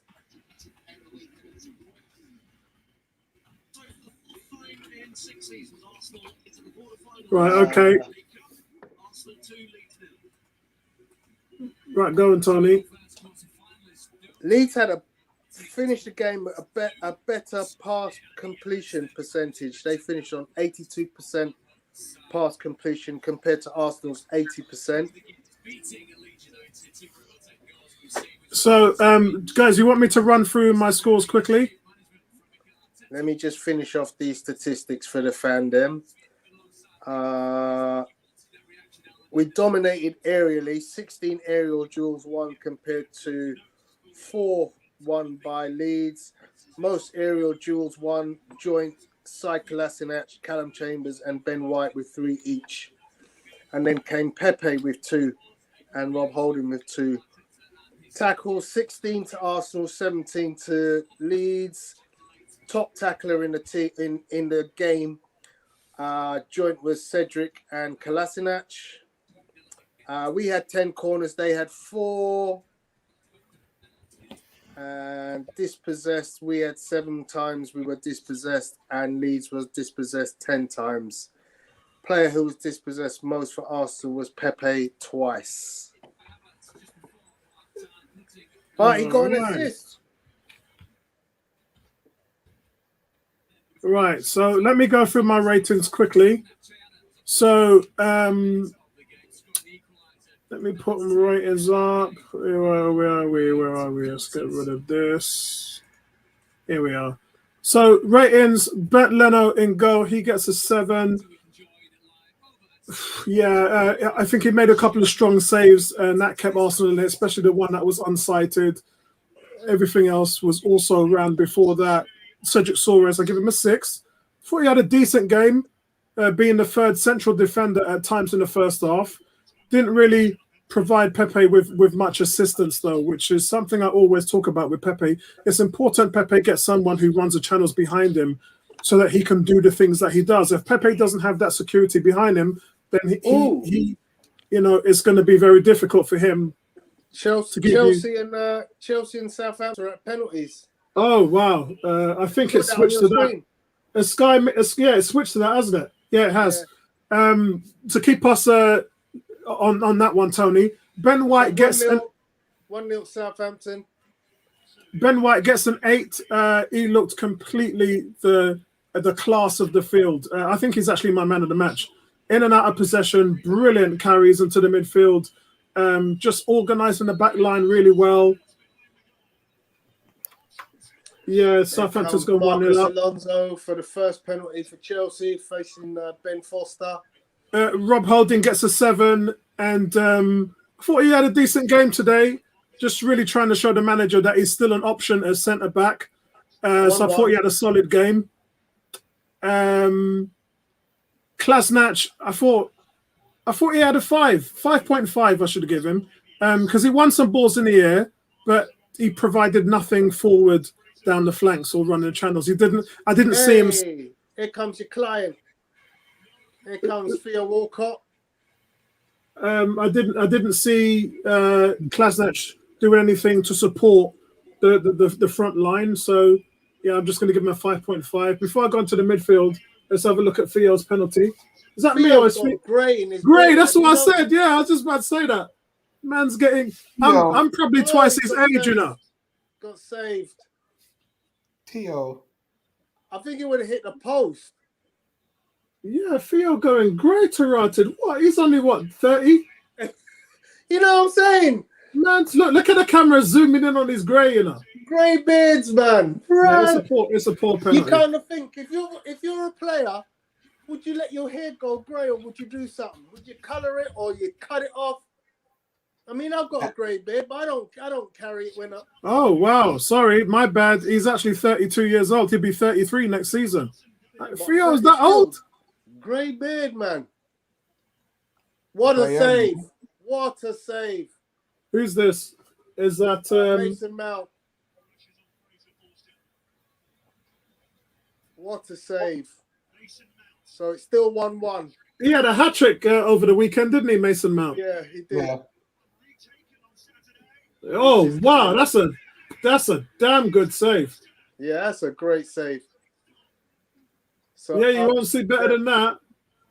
Yeah, you won't see better than that. Sean Long, is it? Yeah, that was quality.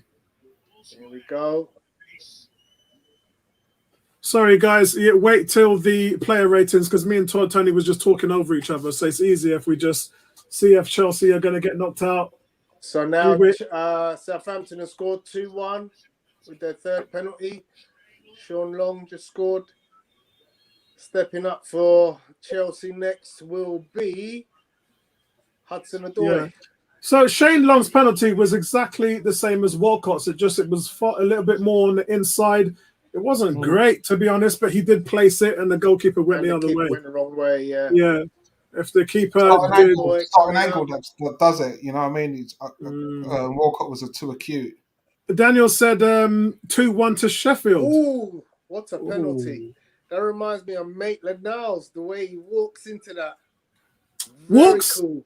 Don't you mean strut? He didn't strut, he walks into it. He walks into it. Hey, Maitland-Niles walks into a penalty like he's taking a spliff. He's just like, yeah, man, what's up, man? Let me just kick this ball right now. Boy, Maitland-Niles. Man with small bones is taking a penalty. Small bone. 2-2, as Daniel says. 2-2. Oh my God, he skied it. He's absolutely ballooned it. What? He's absolutely. Oh, that's gone. That's still heading up in the sky. I think that went in the upper tier. Well, it's tough on these kids, man. Oh, that's one of the worst penalties. I've seen it in a Okay, Ben long, Chilwell. long time. Wasn't interested. Experience Didn't head. care. Ben Didn't Chilwell care. comes up Yeah. now. Oh, that's a shame for the kid.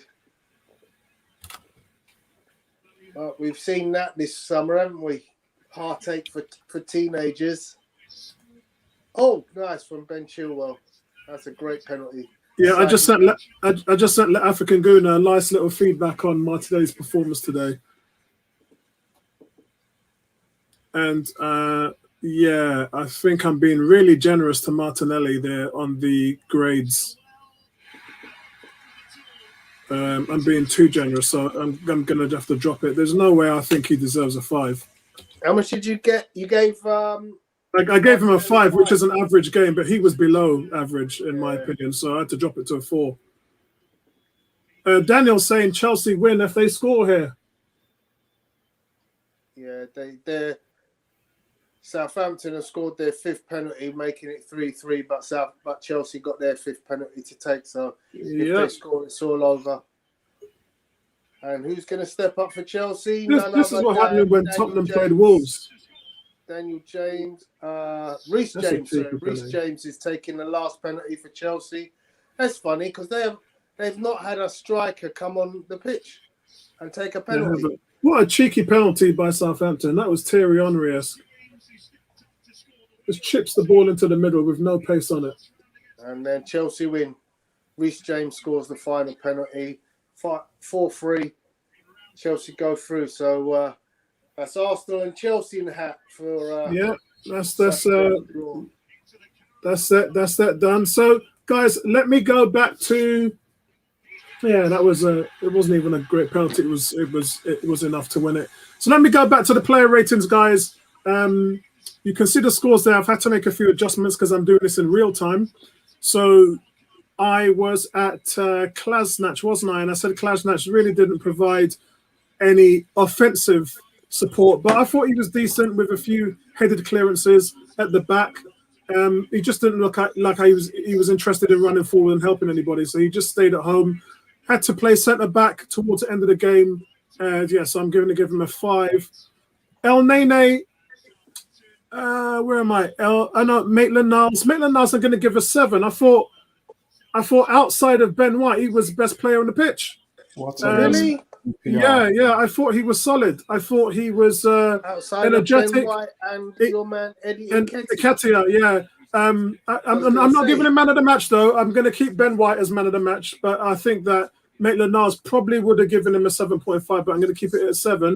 I thought he engaged in the middle of the park. I thought his defensive work was fantastic. He engaged in the transition of play and saw some clever reading of the ball to break up moves. I really do like the small stuff, and I think that it was a good performance by Maitland-Niles today. I'm giving El Nene a 6.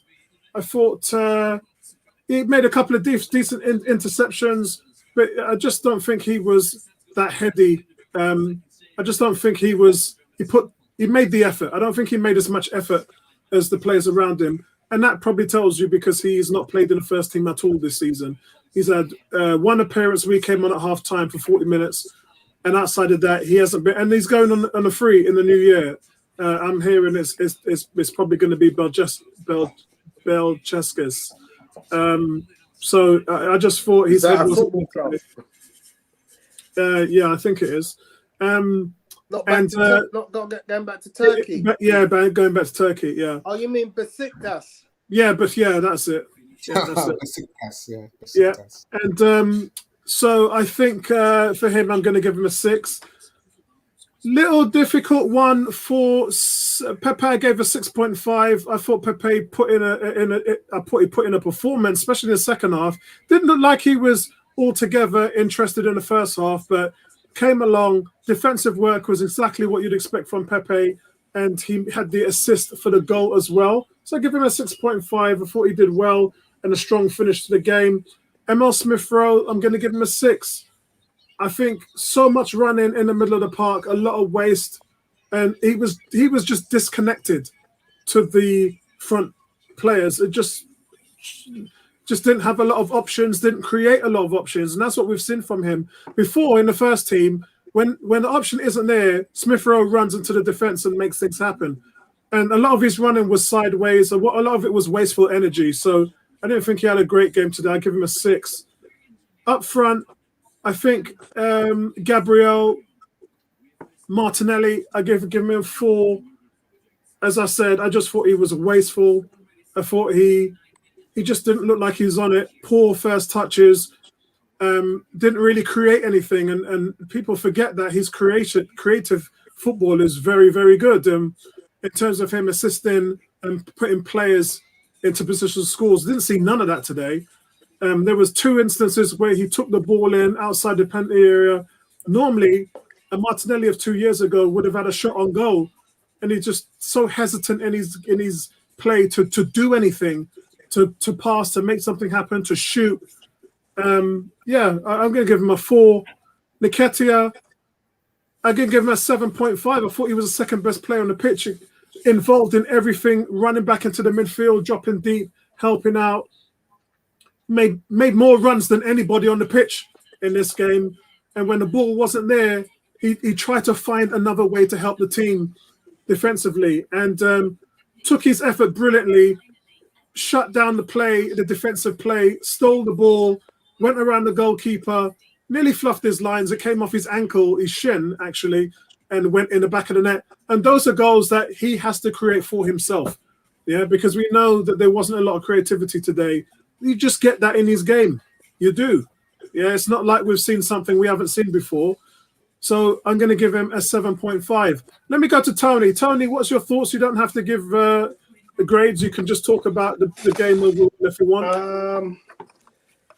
Yeah, I mean, it was one of them games that had ebb and flow to it in that Arsenal started really well, had a period of domination for 20 minutes. Then Leeds came into the game, had a period of domination. Bert Leno kept us in the game with 2 or 3 vital saves. So start with Leno because he made those saves and kept us in the game.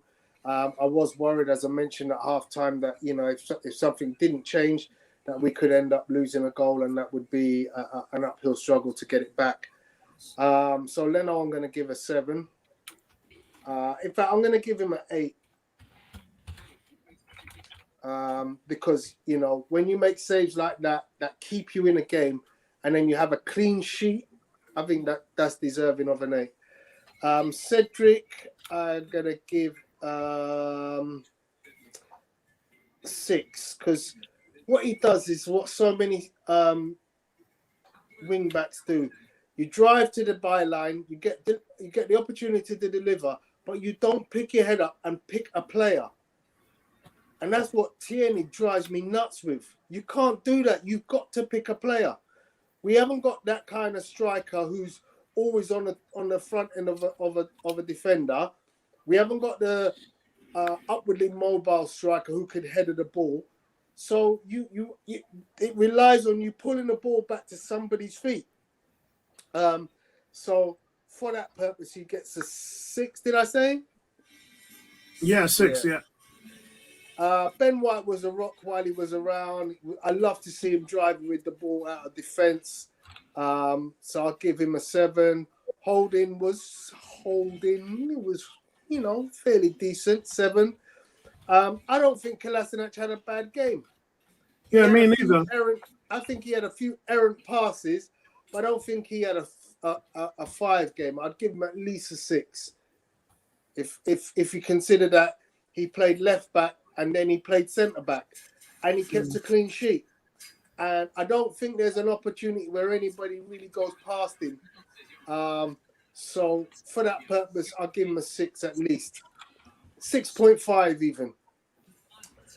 Maitland-Niles 7, he was tidy. Elneny 6. I thought he didn't do anything bad, but he was missing too much of the game, whereas Maitland-Niles was. Today, this showed me that Maitland-Niles can be the next centre midfielder after Partey, Lokonga, and the guy who you don't care to name. So that's why Elneny can go on a free in January, because he who shall not be named. Yeah, he who shall not be named is number 3 for me in the pecking order. Maitland-Niles is 4. Obviously for you, Maitland-Niles would be 3, and he Oh who yeah, shall not easily. remain would be 4. He just turned 24 last month, didn't he, Maitland-Niles? Yeah, He's still a young kid, man. yeah. Then we got Pepe. I'm gonna give Pepe. So they're doing an interview with Nketiah and Chambers. Because I've got headphones. Actually, yeah, I can't turn it. Actually, hold on. Let me try and turn it up. To get through to them. Can you guys hear that? Yeah. Callum, you got the team underway. What was said in those moments as you sprinted onto the pitch before 23 seconds later getting the goal? I believe Nico, the set piece coach, said you're going to score from your first touch. So that's what I went running over to him. So yeah, it was good. It was a nice moment. Was the heart in the mouth a bit because the referee took a moment to decide that it was actually a goal? I was pretty confident it went over. I saw it. I could see the ball over the line, so I was just waiting. And I was waiting for him to give it. So luckily he did. Eddie, this is a club with a real momentum at the moment. How much do you feel that, and how exciting is it to be a part of it? Yeah, I think obviously we're in a good run at the moment. It's just about continuing to work hard. We push each other every day in training. And the results come in the match. So I'm happy, obviously, for the boys that they've been winning, and obviously it's nice to get involved and obviously contribute today. And is it an opportunity for you lads that are on the fringe of the starting 11 to give the manager something to think about? Yeah, that's what we're trying to do. Obviously the manager picks the 11, and all we can do is work our hardest in training. And obviously when we get the opportunities, perform like we did today, everyone should be proud of themselves. It was a great performance and an excellent win. Callum, I think it's fair to say that Leeds gave you something to think about in the first half. Was there something said at half-time from the manager to give you a little more momentum in the second half? Yeah, he was just, tell us to keep going, keep playing the way we want. We adjusted a few things tactically, but, it's always going to be tough against Leeds. A very unique team in the way they play. So you've got to be on it, you've got to be at it. And we knew that going into the game. And I think, we stood up to the test and we came up with the win. So, it's a good result at the end of the day. How important is this competition for Arsenal and squad players like yourselves with no Europe this season to ensure that you're getting minutes on the pitch and being part of what's going on here?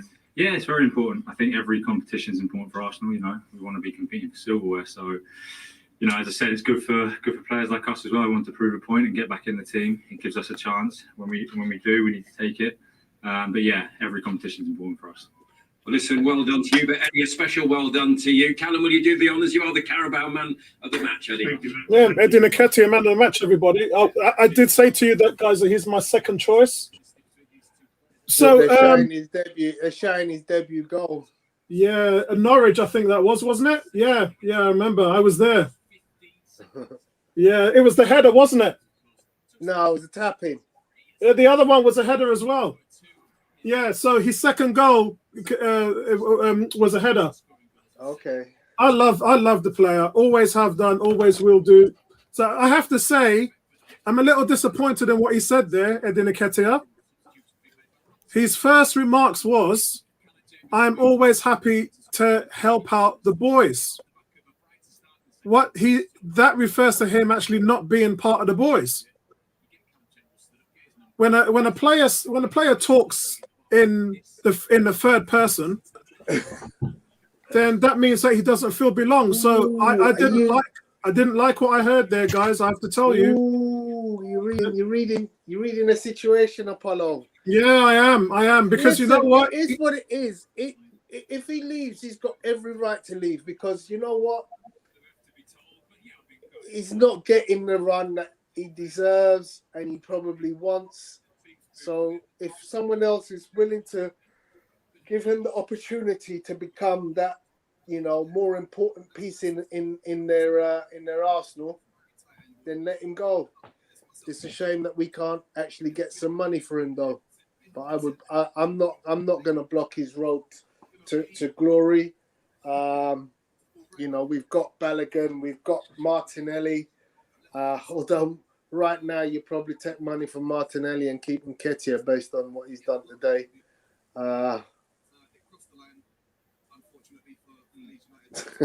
Yeah, it's hard. Isn't it? Look, I'm giving Eddie Nketiah a 7.5 and Martinelli a 4, and it's just like and one guy you're paying 90 grand a week, and you're investing in him, and the other guy you're saying goodbye. Yeah. Tony, finish off your player ratings. Okay, so I've done Pepe 6.5 like yourself. Smith Rowe, yeah, I think he got 6. Martinelli, I'd agree with you on the 4. Even that was good because I don't actually think he passed to anybody. And Nketiah, yeah, I'd be happy to give him 7.5. Did you see Nketiah? They're just talking about him now. Did you see his second touch? Yeah. When the ball came over, what a touch it was. That was the most important touch, though, because that allowed him to fluff the next touch. Yeah.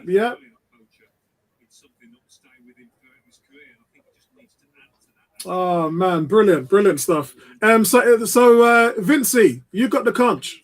You don't have to do ratings, bro. You can just do an overall synopsis on what you thought about the game. Yeah, I mean, the only thing I would change from your rating, I'd mark down El Neni. I thought he was quite poor today in midfield. I would actually give him a 5. I thought Martinelli, yeah. Other than the scores you've got down there, El Neni a 5, Smith Rowe, yeah, he barely gets a 6 for me. Wow, are you guys seeing these replays, these clips on Eddie Nketiah? His hold-up play is impressive. Yeah, looks good. Now I'm watching the Chelsea highlights. Yeah. I'll actually give Leno an 8 because I thought his saves Really? were worthy of it. Yeah, that first save, that reflex save could have quite easily gone in the near post, and we would have been killing him. I don't hand out 8s to goalkeepers very easily, guys. No, he needs that. He needs that. He kept you got to earn an 8 from me if you're a goalkeeper. No, man. he did earn it because he kept us in the game. I think you got to recognise we were under the cosh, and he made some quality saves that kept the game, got us in there half time 0-0, and we've got to give. I'm going to give credit where it's due. It's a quality save. It's a quality save. If he went in, we would be cussing him. So I can't give him an 8 because I gave Ramsdale an 8 against Villa, where he made a fantastic save over the bar. The one just before half time, when he was also unsighted and it was on the right post and he tipped it by. But his distribution, Ramsdale against Villa, was out of this world. I mean. Leno ain't that guy. I mean, I didn't see that distribution from Leno to give him an 8 to the level of Ramsdale. So I got to be careful with my goalkeeper grades, man. I mean, I give him a gate. For me, the first half we were very sloppy in our passing, and we looked like we didn't know how to play triangles. We didn't look like we didn't. They weren't happy in midfield. Martinelli looked to be head and shoulders above El Nene. And I'm thinking, what's going on here? You have to have Ben White stepping up from defence into midfield to make us look like we've got some midfield impetus. Yeah. Seriously struggling with cohesion in the first half. Second half, things did change, and I believe there was a formation change, and it picked up. But yeah.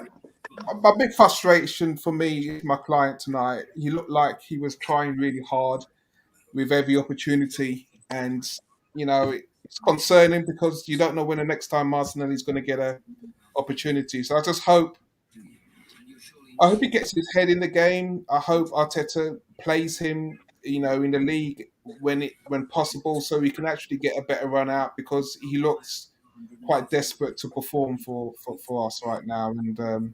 There's a player there. I believe in him, so I'm not going to give up on him. So let's say what's going on. What's up to Latin African Guno? What's going on, bro? I sent you a couple of messages. I think everybody wants your opinion on. We know how much. I think it's fair to say that you're Martinelli's biggest fan. I mean, we all love him, but out of all of us, you're the one who is his biggest fan. What is going on with him from last season to this season?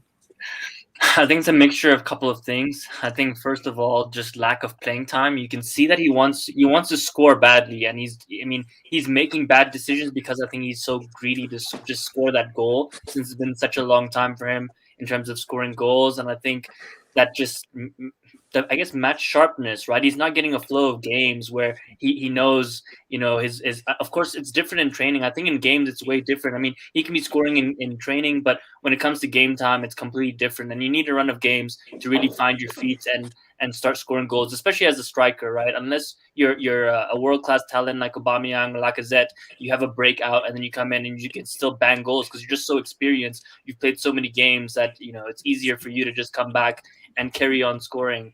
I feel quite bad for him. I still think he's better than Pepe. I think his output is way better than Pepe. He can still beat a man. I mean, his dribbling is even better than Pepe. Pepe doesn't do anything for me. So I'd still put Martinelli in front of Pepe. Pepe got an assist today. Yeah, but I mean, Apollo, even in that other game, he shot it and then the keeper saved it and then Lacazette scored and it's like, oh, he assisted. Come on. I mean, yeah, and he did that against Norwich. Had he not done that, we wouldn't have beaten Norwich. Same thing all over again. I mean, that's not enough for me. I'm expecting way more. Like we're like looking at breadcrumbs there to say that like a save from the goal from his shot and it landed in front of Lacazette. Yeah, I understand that, but Martinelli's not even doing that.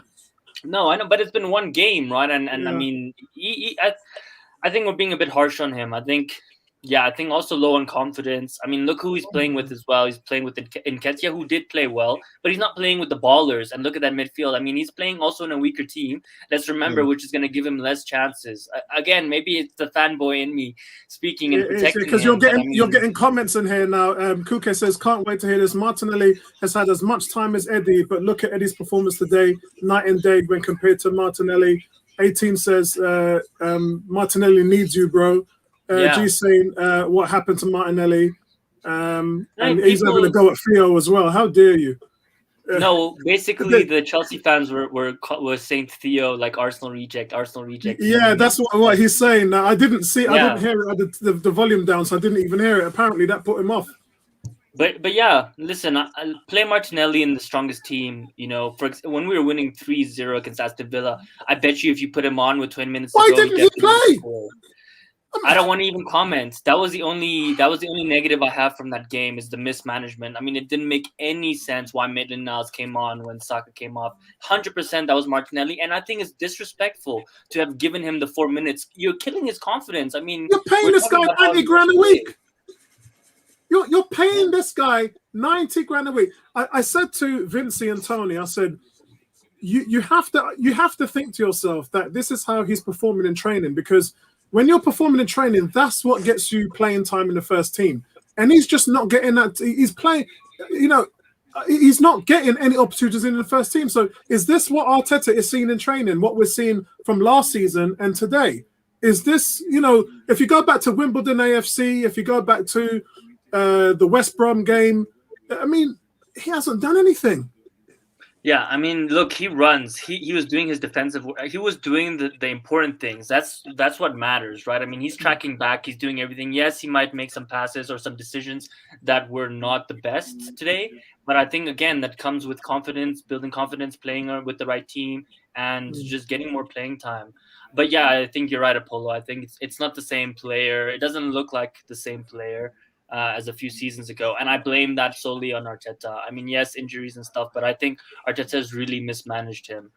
I also want to say Kolasinac today, and I mean, Cedric Suarez, some of the guys, Callum Chambers coming in, scoring with his first touch. I mean, you can see the massive drop-off between our first string and our second string. And it's crazy to think, because if we get any serious injuries like the Ben White or whatever, anywhere on the field, it's not even about our main players, aka like last season, Saka, Aubameyang. Now, if even our defenders get injured or whatever, our team drastically takes a hit. So it was good to see. I think Kolasinac is playing better. It looks like he's more serious. You know what? It looks like he's more serious because none of his troublemakers are there anymore. AKA Mustafi and Ozil. His boys are not there anymore. Well, just look at my player ratings. There's 6 or several names there that actually was our first team starters last season. Yeah? Let that sink into everybody who's watching the stream right now. The majority of those players who played on the field today were starters in this team last season and the season before that. That tells you how bad this team was. Remember when I quoted to all of you guys, and Vincey thought I was being harsh when I called them trash. This was it. This is what we had. This was our team. And quite frankly, responsible for some of the worst football that I've seen for decades at the club. And here we are looking at these players playing in a cup game because they are no longer needed. And the majority of them, 5 or 6 of them, if you take out Lacazette, of course, are going to be leaving in the new year. So, and by the way, Nketiah almost missed that goal, and if he did, that would have been really embarrassing. It would have been embarrassed. Yeah, it would. But he finished it. He deserved the luck, considering the aggression and also the first touch after that. So yeah, he deserved it. It was his overall play, though, holding the ball up and running into the channels. I mean, he looked stronger. Yeah, Patrick Vieira, boy, if he signs him, man, he's going to be lucky.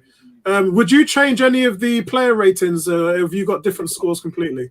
I think it's fair. I don't understand how Pepe gets more than Martinelli. Maybe he gets a little bit more than Martinelli. I would still give Pepe a 5. I mean, really, what did he do all game? Mad? What did he do all game? What did he do all game? He won 4 tackles, mate. Come on, guys. I mean, like Tony, he's playing Leeds, man. This guy needs to be scoring goals and doing much more. Like he's he had an assist. He's not even in the first team. This is like wait, Tony. These are the type of games where you're expecting him to take his chance and say, listen to telling the coach basically, you need to start me over Saka. He didn't prove that to me today. I was expecting something. He's tripping himself over, bro. What is an assist? If you don't score a goal, but you get an assist, and you've taken 3 shots, which is 3 more than Martinelli's got. But the expectations are different. They shouldn't be the same expectations. Why are the expectations the same? And then you want to give Martinelli more points than No. I'm just saying. No, I didn't say Martinelli should get more. I just said Pepe should get a 5, Martinelli a 4. I think there's too much of a gap between Pepe and Martinelli. Why? Oh my god. Nah, listen, I've had it with Pepe. I honestly, I don't support him at all, to be honest. Wow, 24 goals and 15 assists. Yeah, bro. In the last 2 seasons, which, by the way, is up there with some of the top midfielders in the league, like Mahrez and all them guys. Yeah, wow, that's harsh. I'm sorry. I have more expectations. That produces that amount in a bad team. He produces that amount, and you're like, nah, he's not good enough. 24 goals and 15 assists. That's 12 goals per season on the wing. Listen, I'm not going to change. He's a double-digit, right? He's a double-digit goal threat on the wing. Wow. Listen, he dribbles himself. Playing, bro. No, man, this guy's trash. He can't beat a player. He can't take a corner. He's scoring goals. No, I'm sorry. He's not good enough. I'd take any other winger of the top 4 teams over him, honestly. Who? Tell me. I'd take anyone. Salah, Sané. I mean, I would take anyone. Mane. I would take Greenwood over him. I would take Rashford over. I would take any of these guys over him. They have better output. Really? Okay, Rashford has been bad this season. But, I mean, I wouldn't mind taking a risk on Rashford. He's almost the same as Pepe. You see how I get this guy? He calls out names for fun. And then when you put the records up against them, he's found wanting. Okay, you can't Rashford. Talk to me about player. Rashford wants to play in the Champions League, man. We're going to struggle with him. I've missed G's scores here, by the way, guys. Sorry, G. He sent that. What's the time? He sent that about 20 minutes ago. Sorry, bro. He's gone Leno 6, Suarez 6, White 7.5, Holding 7, Klasnach 4, Maitland. I was a little bit harsh on Klasnach. I thought he did better than that. Maitland-Niles 7, El Nene 7. I think that might be too high for El Nene as well. Pepe 7.5, Smith-Rowe 5, Martinelli 5, Nketiah 8. Alex Schooner says, hope White's okay, man of the match. Yeah, he was my man of the match as well. I totally agree.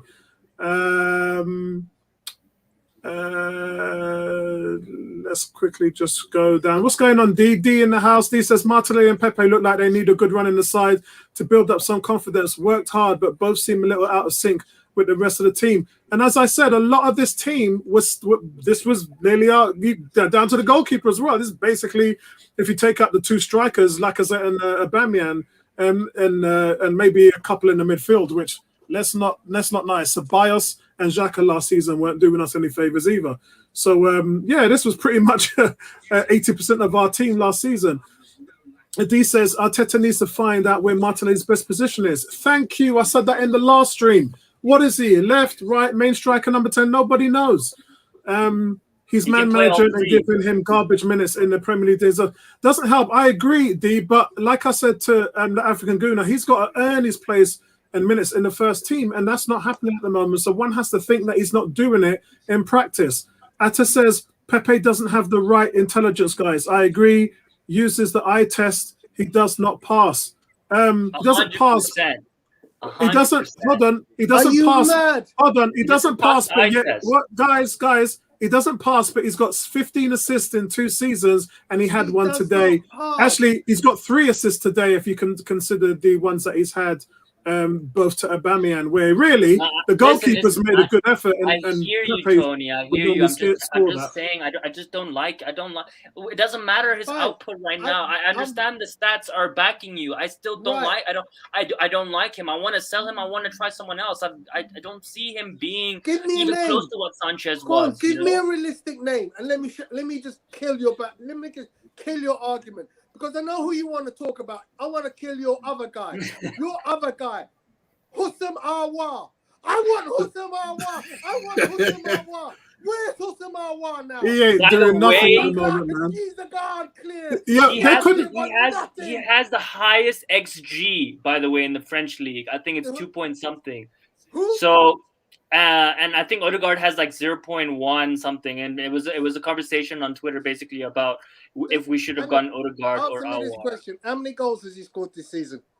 No, I don't know. I don't even pay attention. I don't follow. Because no, what's going on?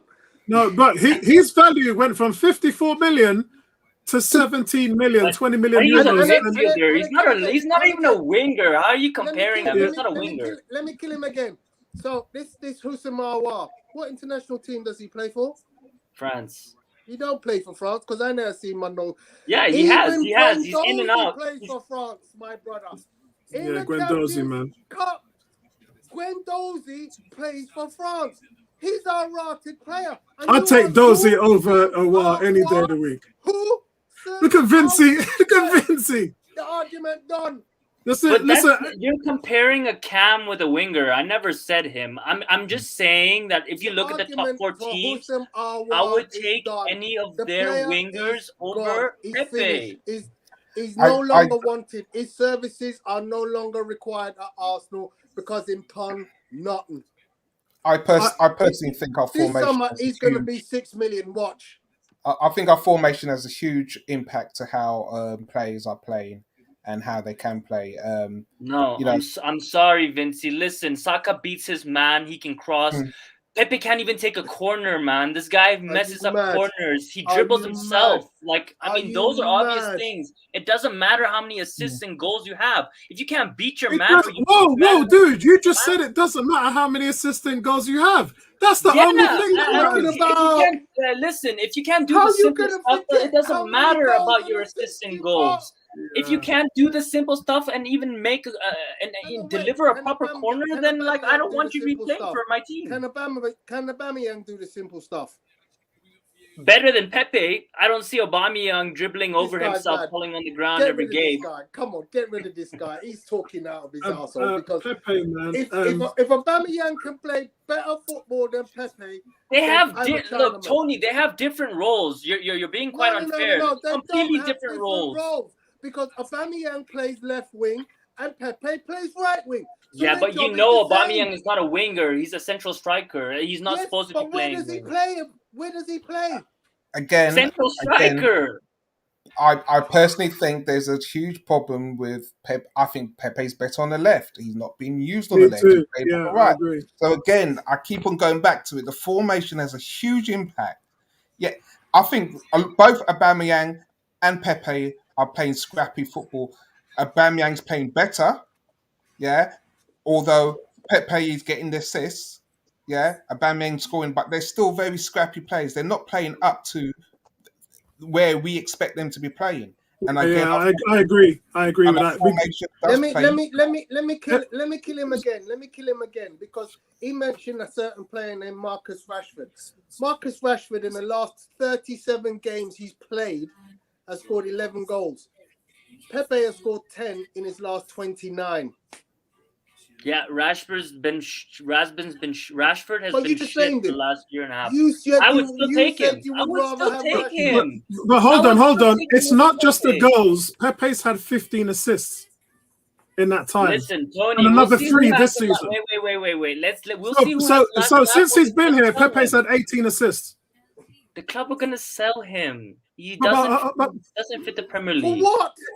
Hold on. For one, So, for like to 20, win. 30 million, because this So- guy's already lost What are you so going much to money. bring in? so hold on. Saka's had 21 assists in the last 2 seasons, which is the highest in the team, by the way. And Pepe is second with 18. Thank you. And What and are you want to hear the going to joke? bring in? No, hold on. Here's the joke. Saka played in 32 out of the 38 Premier League games last season. Pepe started 16 out of 38 games in the Premier League. I will say this though. I will say this. This does feed again back into how we play football as a team because it's inconsistent. We really inconsistent. I understand exactly what African Goon is saying. Yeah, I understand his frustration with Pepe over a period of time. His stats, if you look at it over the period of time, Yeah. That's a good question, guys. That's a good question. I'm going to have to think about that. So, simple, honest question, guys. Do we beat Palace with Saka on the wing? And do we beat Villa? I thought Saka was poor in that game. In fact, if I go back to my player ratings, I only gave Saka a 4. Yeah. Do we beat Villa if Pepe played? Yeah, because I gave Saka a 5 against Villa. I thought Smith Rowe was brilliant, man of the match. And I actually have the player ratings here. Hold on a second.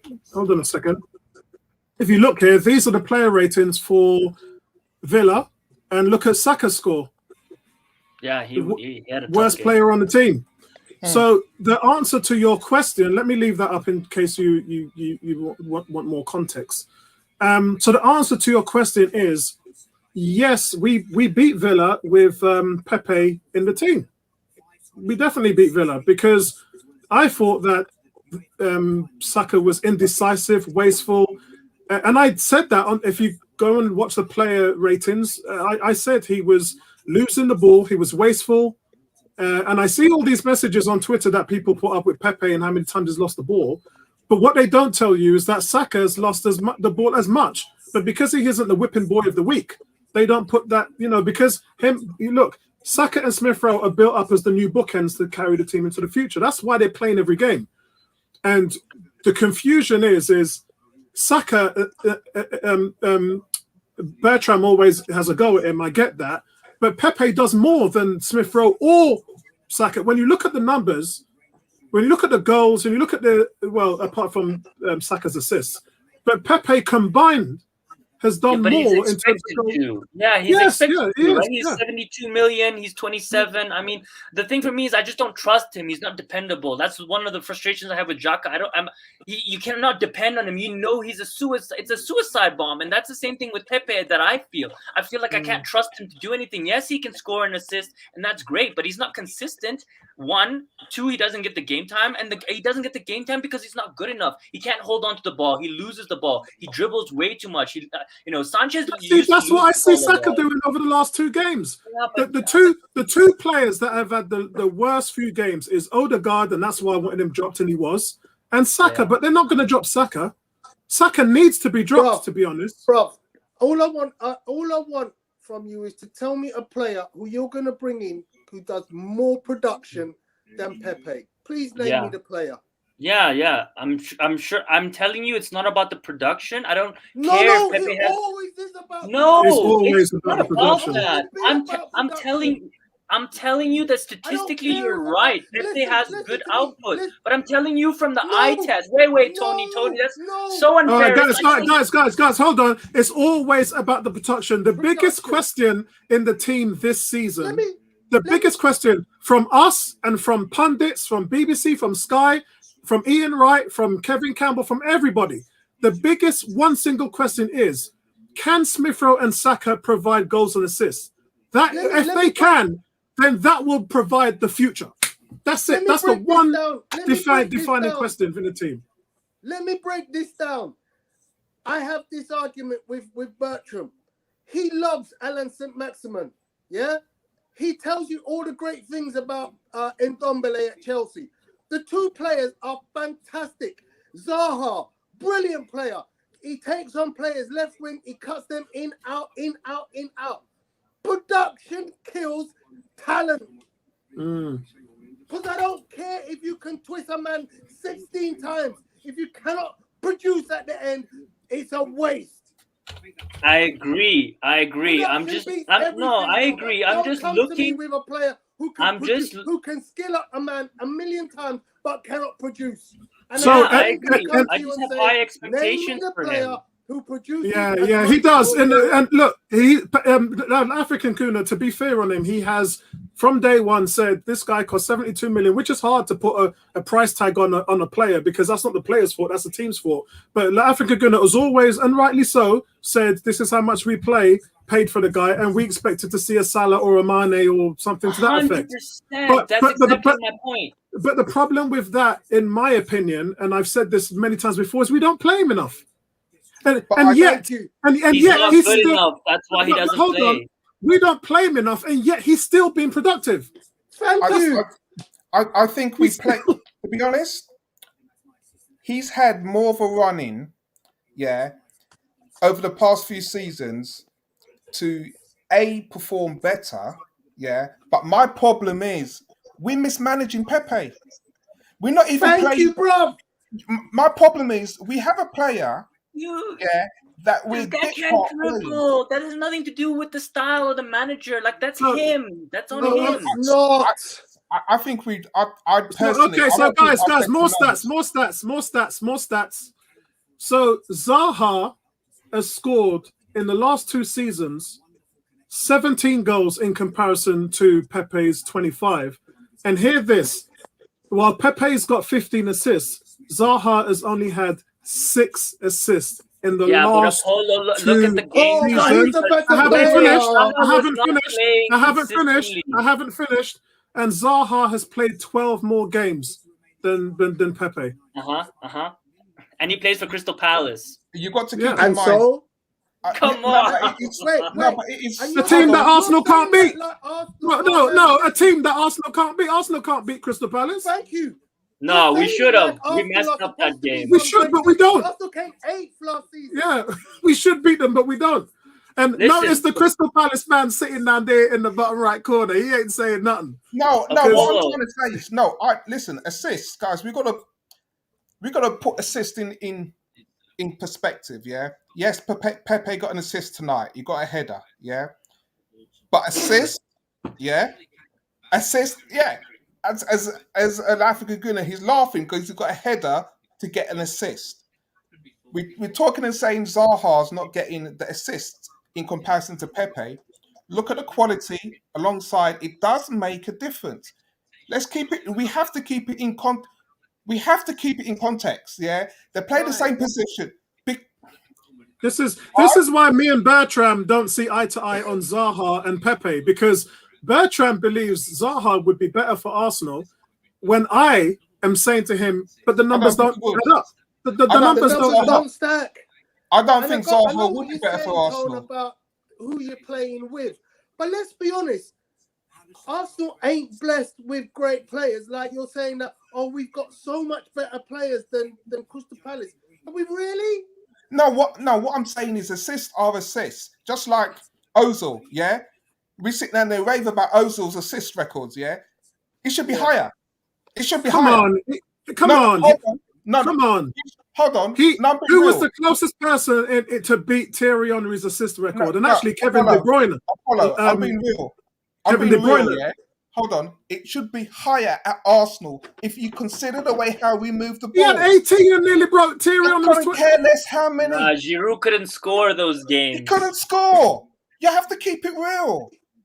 Ozil was playing out of his skin, and we weren't finishing. I know. Yeah. I pointed it out in the videos. The point I'm trying to say is assists, you've got to look at it both sides. You can't just think, you know what, your stats are high. Ozil, we had the the magician, and we still had players who couldn't put the ball in the back of the net. Yeah, but hear the joke, yeah? Hear the joke, and I always come back with a thunderburst, right? Pepe was on the worst creative team last season. The worst. Worse than shots, worse than chances created. I mean, yeah, they're doing really well this season, but last season, for creativity and goals, we were worse than Palace. We were atrocious. And the guy still was coming up with goals and assists, and he's barely playing.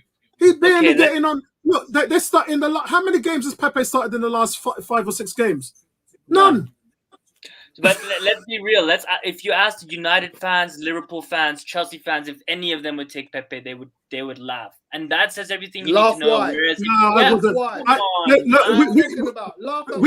listen, let's just settle this with a poll. We need to settle this with a poll because I'm not going to change my mind. I've been like this for a year and a half. I've given him chances. He still hasn't improved. He still hasn't done anything for me. So I'm over it. What did you just say? You said Man United. They just got whipped 5-0. What? We got whipped 8-2, 6-0. Yeah, but listen, hold on, Tony, hold on. They just paid 82 million for Sancho. He's had 11 games and got no goals and no assists.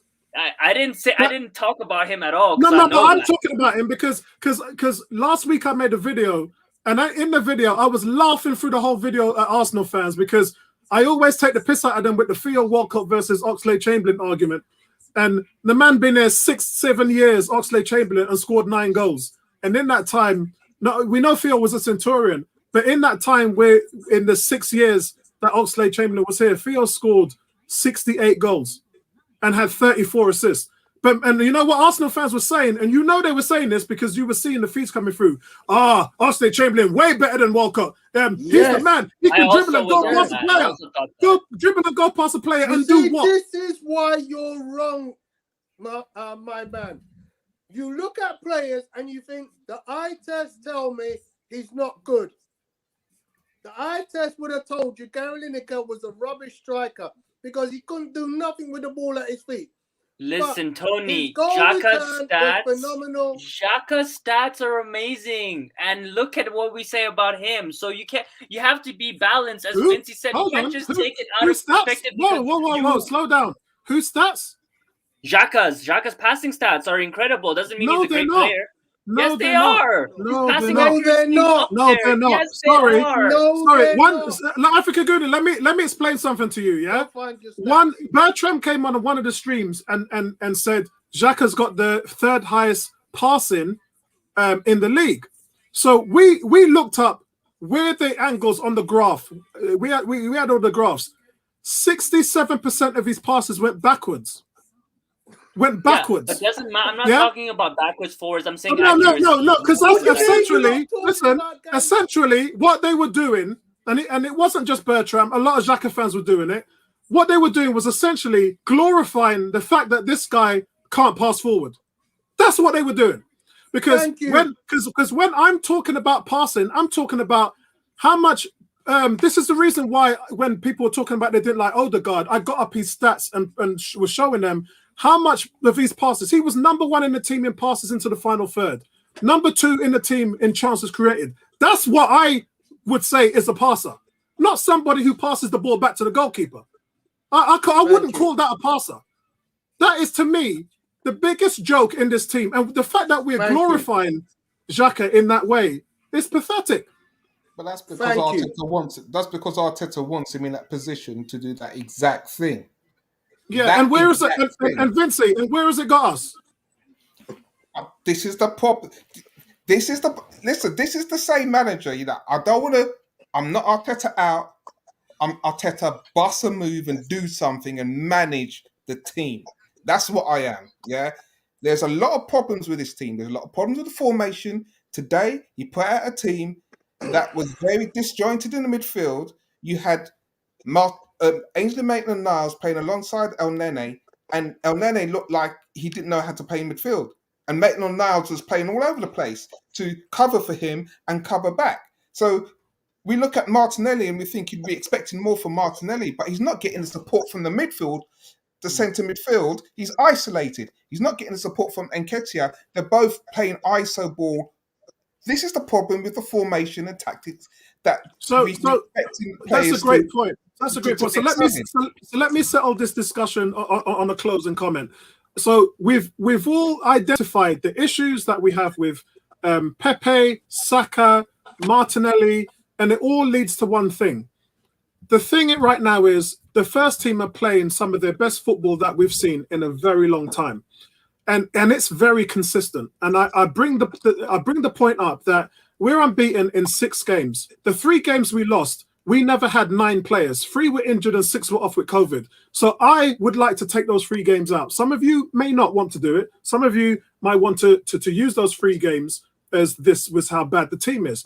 I'm going to say that with the 6 games undefeated, going on the back end of last season when we won 5 straight, this team is actually in really good form. Not to mention, in the latter half of last season, we had the 2nd most points. So when we play our first team, and remember, this is a new first 11. He's got 5, 6 players from the transfer market which are featuring in the team now.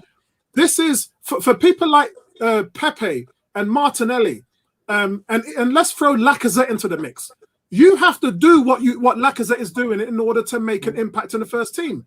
What did we see from this display tonight which showed us that some of these players deserve to play in the first team? Well, Tony brought up Chambers.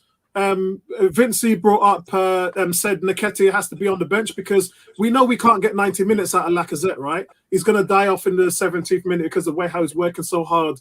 Those are the things that make sense. So regardless what Martinelli or Pepe are doing stats-wise or not doing stats-wise, what you have to do is impose yourself in games like this when you don't get the chance to try to get to be in that first team. Because right now, that first team is pretty good. I agree, Apollo. And do you think Pepe or Martinelli did that today? That's my point. Yeah, I don't think neither of them did, but I expected it more from Pepe than Martinelli. Yeah. That's my point. And I think we should put a poll up. By the way, Tony, we should put a poll up to see what other people think. But I promise you, Pepe is not it, man. And we'll come back to this conversation. We'll see who's the last one laughing because I'm sure it's going to be me. Bruv, I'm always going to be the last one laughing because production beats. Yeah, it does. Production beats everything. I have that Jay-Z. I have that Jay-Z sign. Men lie, women lie, but the numbers don't. Yeah, I have that Jay-Z thing. I will say this: there is a concern though. If you see Ainsley Maitland-Niles tonight, he had a very good game. He did, but you wonder how is he going to force his way. He did. How is he going to force his way into the first team behind Sambi? I think that's hard. Remember, I've always felt that he's always been better in a 3-4-3, which we don't play anymore. And I remember one time he came on. I can't remember which game it is. Is it the Norwich game? There was one game that he came on. No, it was the Burnley game. Sorry, it was the Burnley game. He came on in the second half, and so we switched to 3 at the back. And Arteta brought him on, and I was like, now you're going to see him. And he led the team in tackles. So it's just like it's a situational thing. And look, I'm Arteta in. I've always admitted that. I'm not embarrassed by it or ashamed of it. But I have said we now have a young team with a young manager, and they both have to grow in unison. I'm expecting to see the players develop, the manager develop, and all these different things. And at some point, Edu, the technical director, has to become accountable because Martinelli is the only competent player I see him bring in. That's a bit unfair. Tavares looks decent. Sambi looks decent. Decent. But he's only played 1 game. So I can't really. Decent player. He looks. I agree. They look good. I agree. They look good. Yeah. But Martinelli in his first season scored 10 goals, and I rated him along the same rates as Hadland. Hadland went on to score 37 goals in his second season, and Martinelli, I don't even want to talk about last season. But this is the levels of expectation. I have expectations for Martinelli, like African Guna has expectations for Pepe. Yeah. And we're both not happy. We're both not getting what we want. Yeah, but you see the difference is that Martinelli works hard and he's younger, so I give him a little bit of slack because it's naturally and he's been injured, whereas Pepe is the money was put down on the table. 72 million is the highest amount that we paid for. We could have gotten any world-class winger for that amount. And so therefore my expectation is for him to carry this team, to be an integral part of the team, not be warming up the bench with his ass. He can't be. Another thing. Let me tell you something about integral in this team. Take his goals and assists out of last season, you're in the bottom three. Yeah, exactly. Argument I think But last the season one, our whole team was argument done. crap. So I think I don't think the this one season thing I he'll can be say to important. you, have you heard of a player called William Saliba? Yep. Right. So William Saliba and Pepe were not bought by Edu and Arteta. And both of them have struggled because of that. And that's their intangible. And that will continue to be a problem until Arteta feels he has the right setup. Because I don't think Pepe is going to be here in the next 2 seasons. I've gone on record and said Saliba will never play again for Arsenal. But you know me, guys, if I'm wrong, I'm wrong. And But I'll eat humble pie. it's the same with Martinelli. Arteta didn't buy Martinelli. He did. So, Edu bought him. Edu's the technical director. Arteta didn't. Yeah, you're right.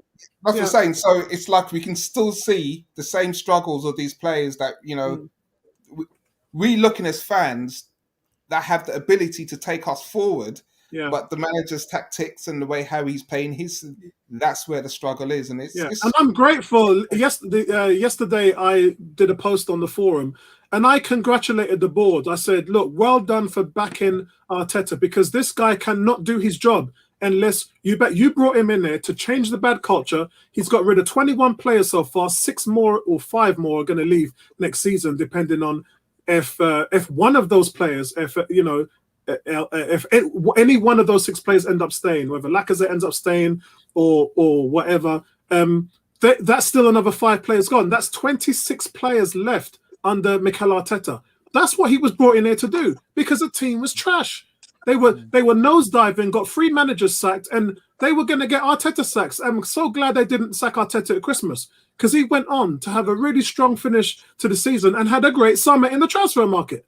So except not replacing Xhaka. That was the only negative. Don't get me started on that, man. I've just finished taking my pills because of all that PTSD I've had with Xhaka. And Xhaka will doom him just like he's done with the previous managers. And I don't wish injury or bad health on any player. But I love the fact that we can see what Sambi and Partey are doing in the middle now. So good. One has to only hope that he'll take that and run with it, because, boy. The simple thing is you can just see Lukongo, how he wins the ball back. He doesn't need to slide. He doesn't get yellows. He's clean. He can make through balls. I mean, he can do everything. The whole package. Yeah, the whole package. The whole 9 yards. The balls I see him winning back, I don't see Xhaka winning balls back like that. Never. Without fouling. He would, but he'll foul to do it. I mean, he doesn't have it's the quickness. You need quickness. It's not so much as pace. You need loose hips, a little bit like a quarterback.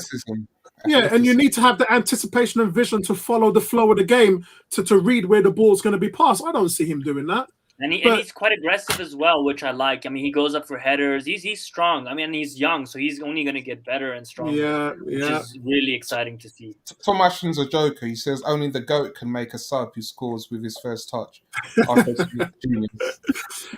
D says, Pepe is a quality finisher. Play him higher at the pitch. Martinelli too. You give them a proper manager and they'll be scoring for fun.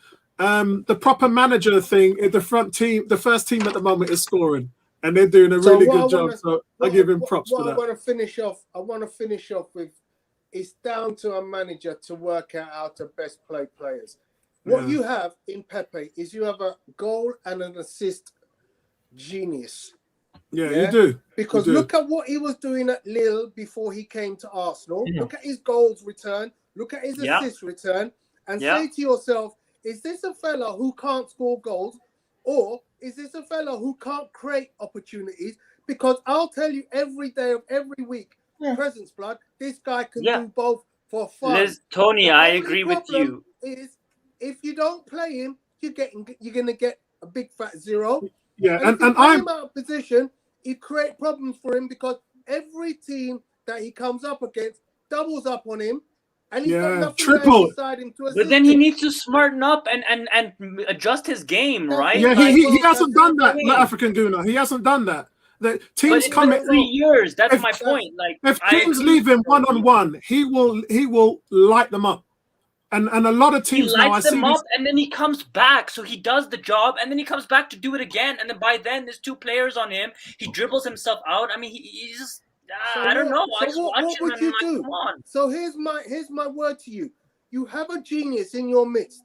what do? You chuck it out, or do you work on trying to improve it and work with other players to ensure that when he gets the ball, you move in the space to ensure that he doesn't have to spend 2-3 seconds trying to hold the ball while you get in the right space. So I mentioned today about the lack of support from Cedric Soares on the right side. I love what Tomiyasu has been doing when he's lined up with Pepe. They look really, really good together. Fool to let a genius like that player go to another club. But how much do you think he's worth, Tony? I'll be honest. How much do you think he's worth? 50. 150 million. Oh, you think Pepe is worth 150 million? Cool. I'll tell you what. I'll tell you one their thing. Own opinion. He's worth 40 million to me, 50 max, 40, 50. We already took a hit on him. That's my opinion. How much did Jadon Sancho just go for? Yeah, that's 100 million. But I mean, he's English talent. That's completely different story. I mean, like there was a whole thing around it. 100 million. Right. Yeah. Do you Jack Grealish is like 5 times better than Pepe. Really? I'd take Jack Grealish to my team any day. Really? I tell you one thing: triangles will make a huge difference to Pepe's production going up. If we move the ball, and it was shown in that Villa game. Was it the Villa game? With that first goal? Yeah. Yep. Just triangles.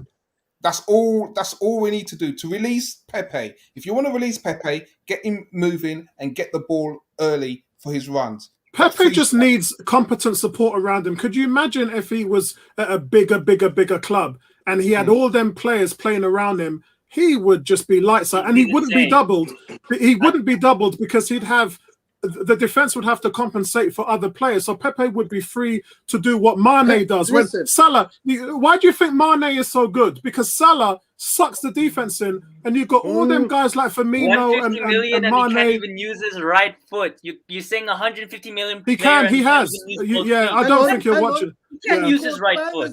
He scores benders with his right foot, mate. Postage stamp. He can't cross with his right foot. I mean, yes, a lucky finish here and there, but he can't cross. D says, let's see if they can match the same effort and effectiveness against Leicester. Leicester's going to be tough because it's an away game as well. The same 3-5-2 back three setup as Villa. Lacazette press, Luiz. Can Arteta get him to doing the same things again? I think he will. G says, looking at the results, the run is all right since the beginning of September. Looking at the way we played, there's still so much to improve.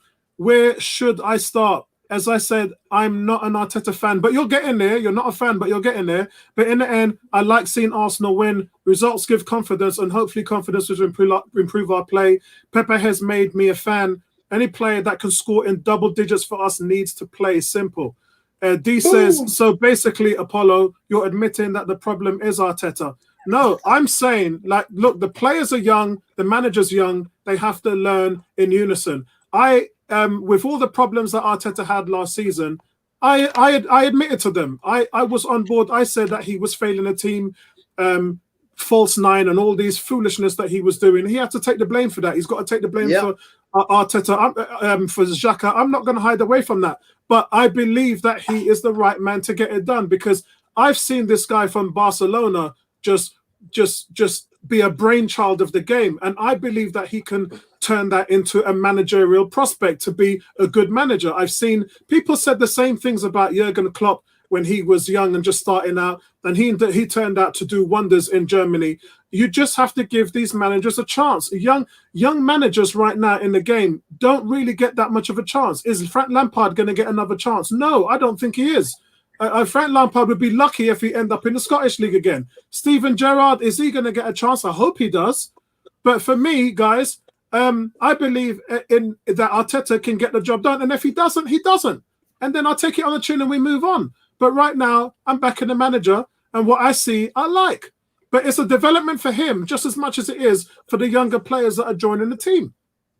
And some people can't take that. You're going to get mistakes with a new manager who hasn't managed before. It's not rocket science. You're going to get mistakes. But what I want to see is the same things that Vincey talks about, which is improvements, tactical improvements, formations, things like that.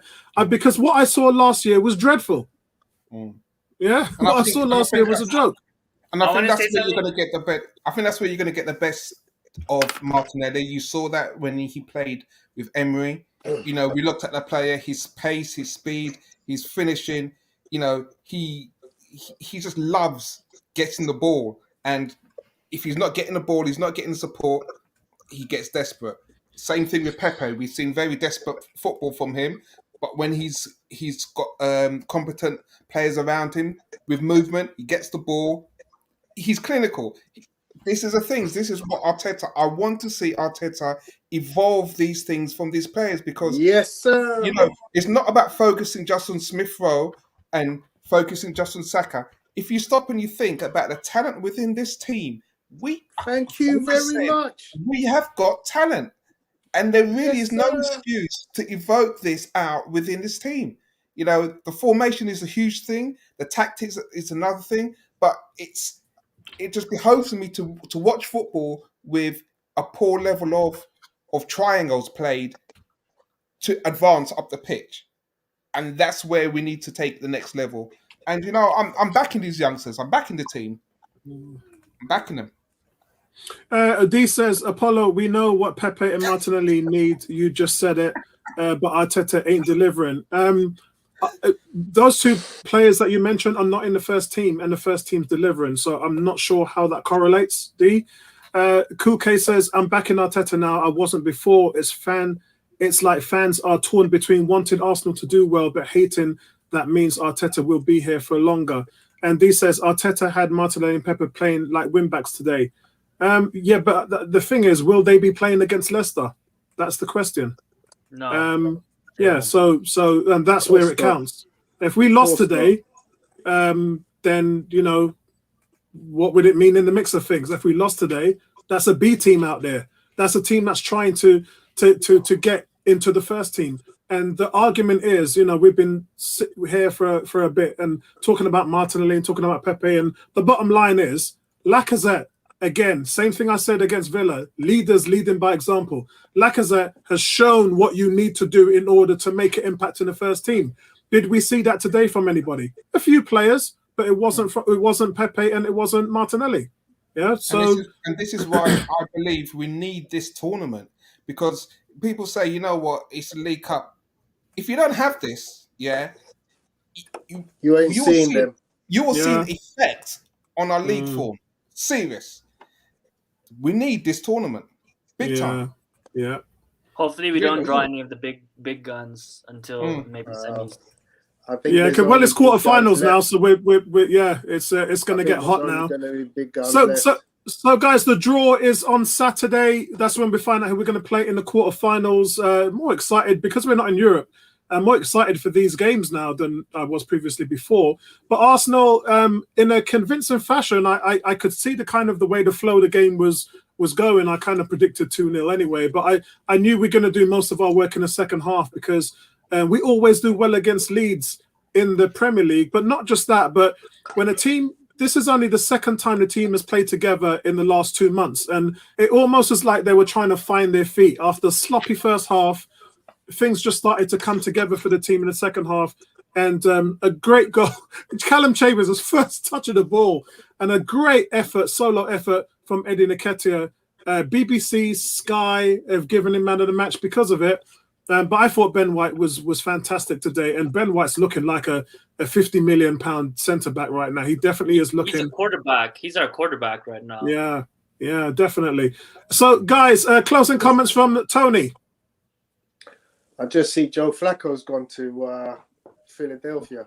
Oh Lord, that's good news for the Redskins. Right, so presents.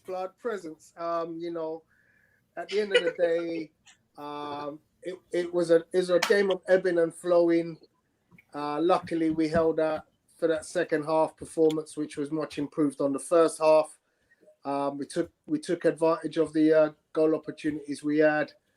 Let's hope we can go to Leicester and keep this momentum of winning and going, you know, because I think momentum is so big in this game.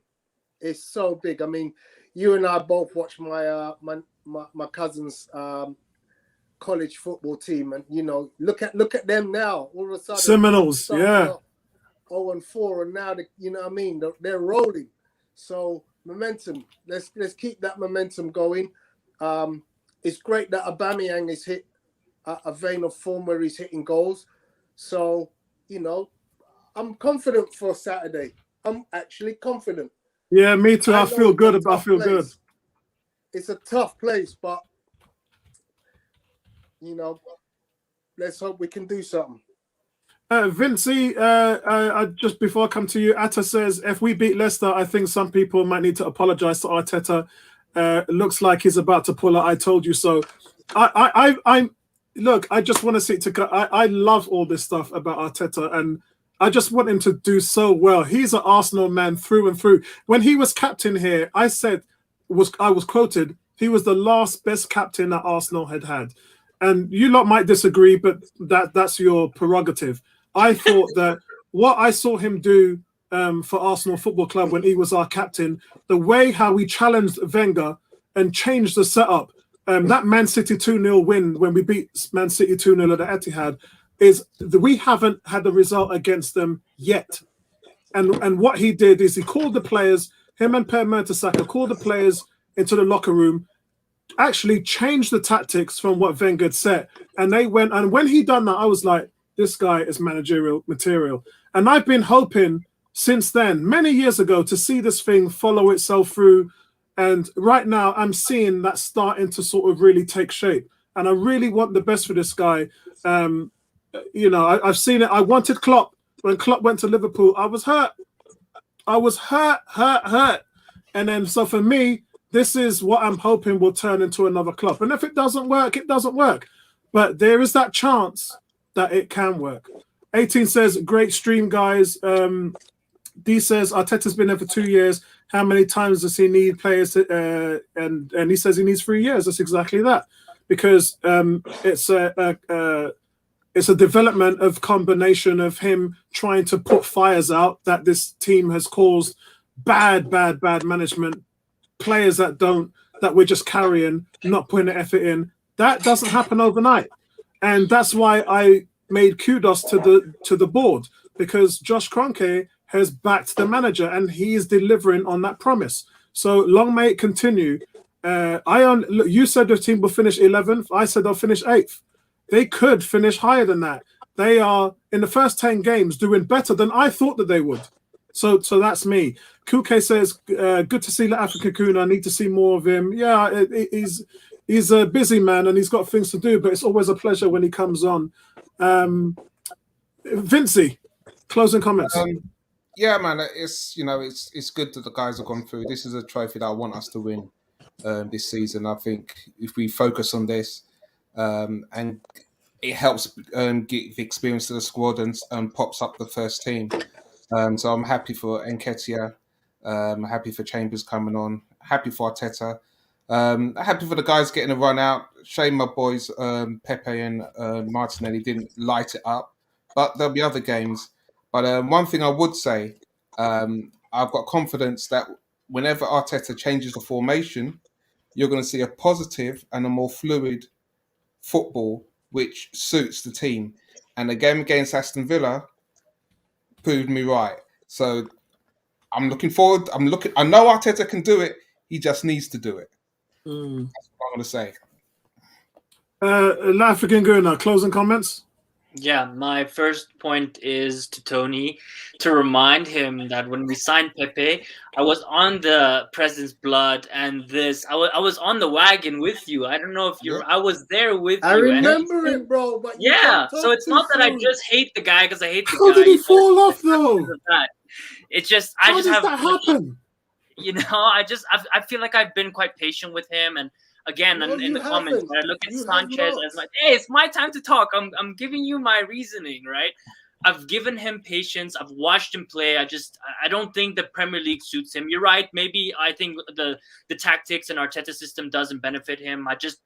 We don't have time. You know, we've already given 2.5 years. We don't have time to figure this out. We need to win now. That's my issue. I've been waiting 16 years to see my team win the league title, and I want to win now.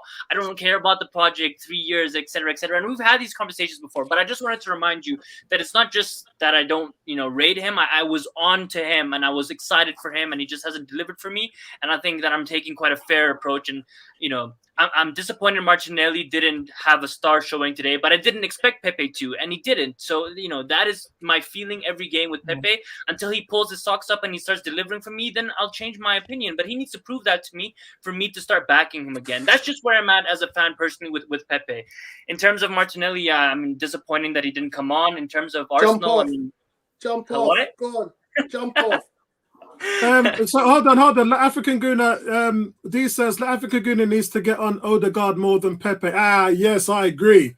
That's someone who's not delivering. Odegaard has been a terrible. Yeah, you know what? D, love it, bro. That's what I've been talking about on my videos for the last 2 weeks. And I was so glad when they dropped him. So there's no need for me to bash him because he didn't play. Yeah, which is strange. It's strange why he didn't play. I think he got a knock against Villa when he came on. I think so. What's the next thing? G says, how many goals should Pepe have? I think he should have 10 plus goals this season, but he hasn't been playing, so I can't put that on He has. He's got 24 in the last 2. That's 12 goals. No, I'm saying this season specifically. I'm not looking at past seasons. This season started from afresh. Look at Aubameyang. Look how many goals he scored. I'm games. Yeah, he's not playing. That's what I'm saying. I'm not blaming him. I'm just saying. If he's played 3 games. Yeah, but I mean, I don't know when he's gonna play or not. I set a target for him that he's supposed to score 10. Let's say 10 goals by December. Let's say 10 goals by December. In 3 games. No, it's frustrating. It is frustrating because listen, I went through this when Alex Oxlade-Chamberlain replaced Theo Walcott in the last season. And by the way, Theo scored 19 goals in 27 games. Yeah, 19 goals in 27 games.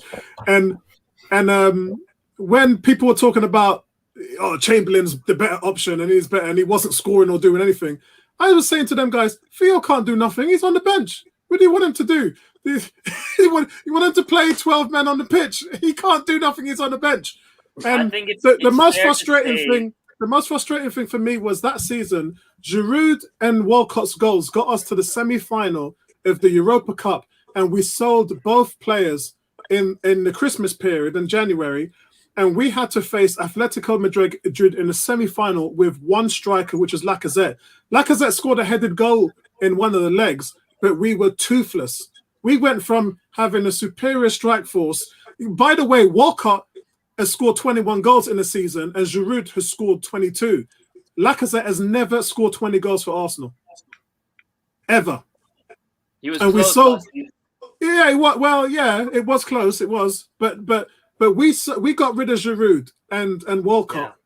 Yeah, man, it is what it is, guys. I'm never going to let that one go. We'll continue talking about Pepe, but I mean, the fact that you have to talk about a player just like you have to talk about Xhaka just means if there's a divide, that means they're not doing good enough. Because if a player's doing good enough, there's no debate. He's just doing so good that there is no debate. It doesn't exist. Of course, that's not true. That's not true. No, come on. Manchester City fans, half Manchester City fans will tell you Sterling is not good enough for the team. Half will say he's the best thing since sliced bread. Yeah, they're not playing Sterling either, so how can he produce? But Pepe getting 10 goals before Christmas. December. Aubameyang had 13 in the whole of last season. How is Pepe going to get 10 goals?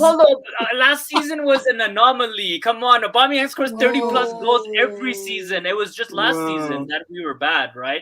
But I think that's fair. 10 goals by December for Pepe. Let's see if he can do it if he obviously gets the playing time. So are you expecting 10 goals from Saka as well then, yeah? Yes, 100%. I would say 8 goals from Saka. Yeah, 8 goals for him and 10 goals for So you're Pepe. going to jump off him, I guess, as well if he doesn't make the No, because he's doing everything else. And hold on. Bertram is doing enough of that for Saka. We don't need another person jumping in on Saka. Bertram is all we can handle right now, so we don't. Just going back to my closing comments. Pick your poison, brother. Pick your poison, because I don't believe by jumping all over Pepe, who has production, you're making our team any better. If you were jumping all over older guys, we're worse. If Pepe's not there, we lose at Palace and we draw Norwich.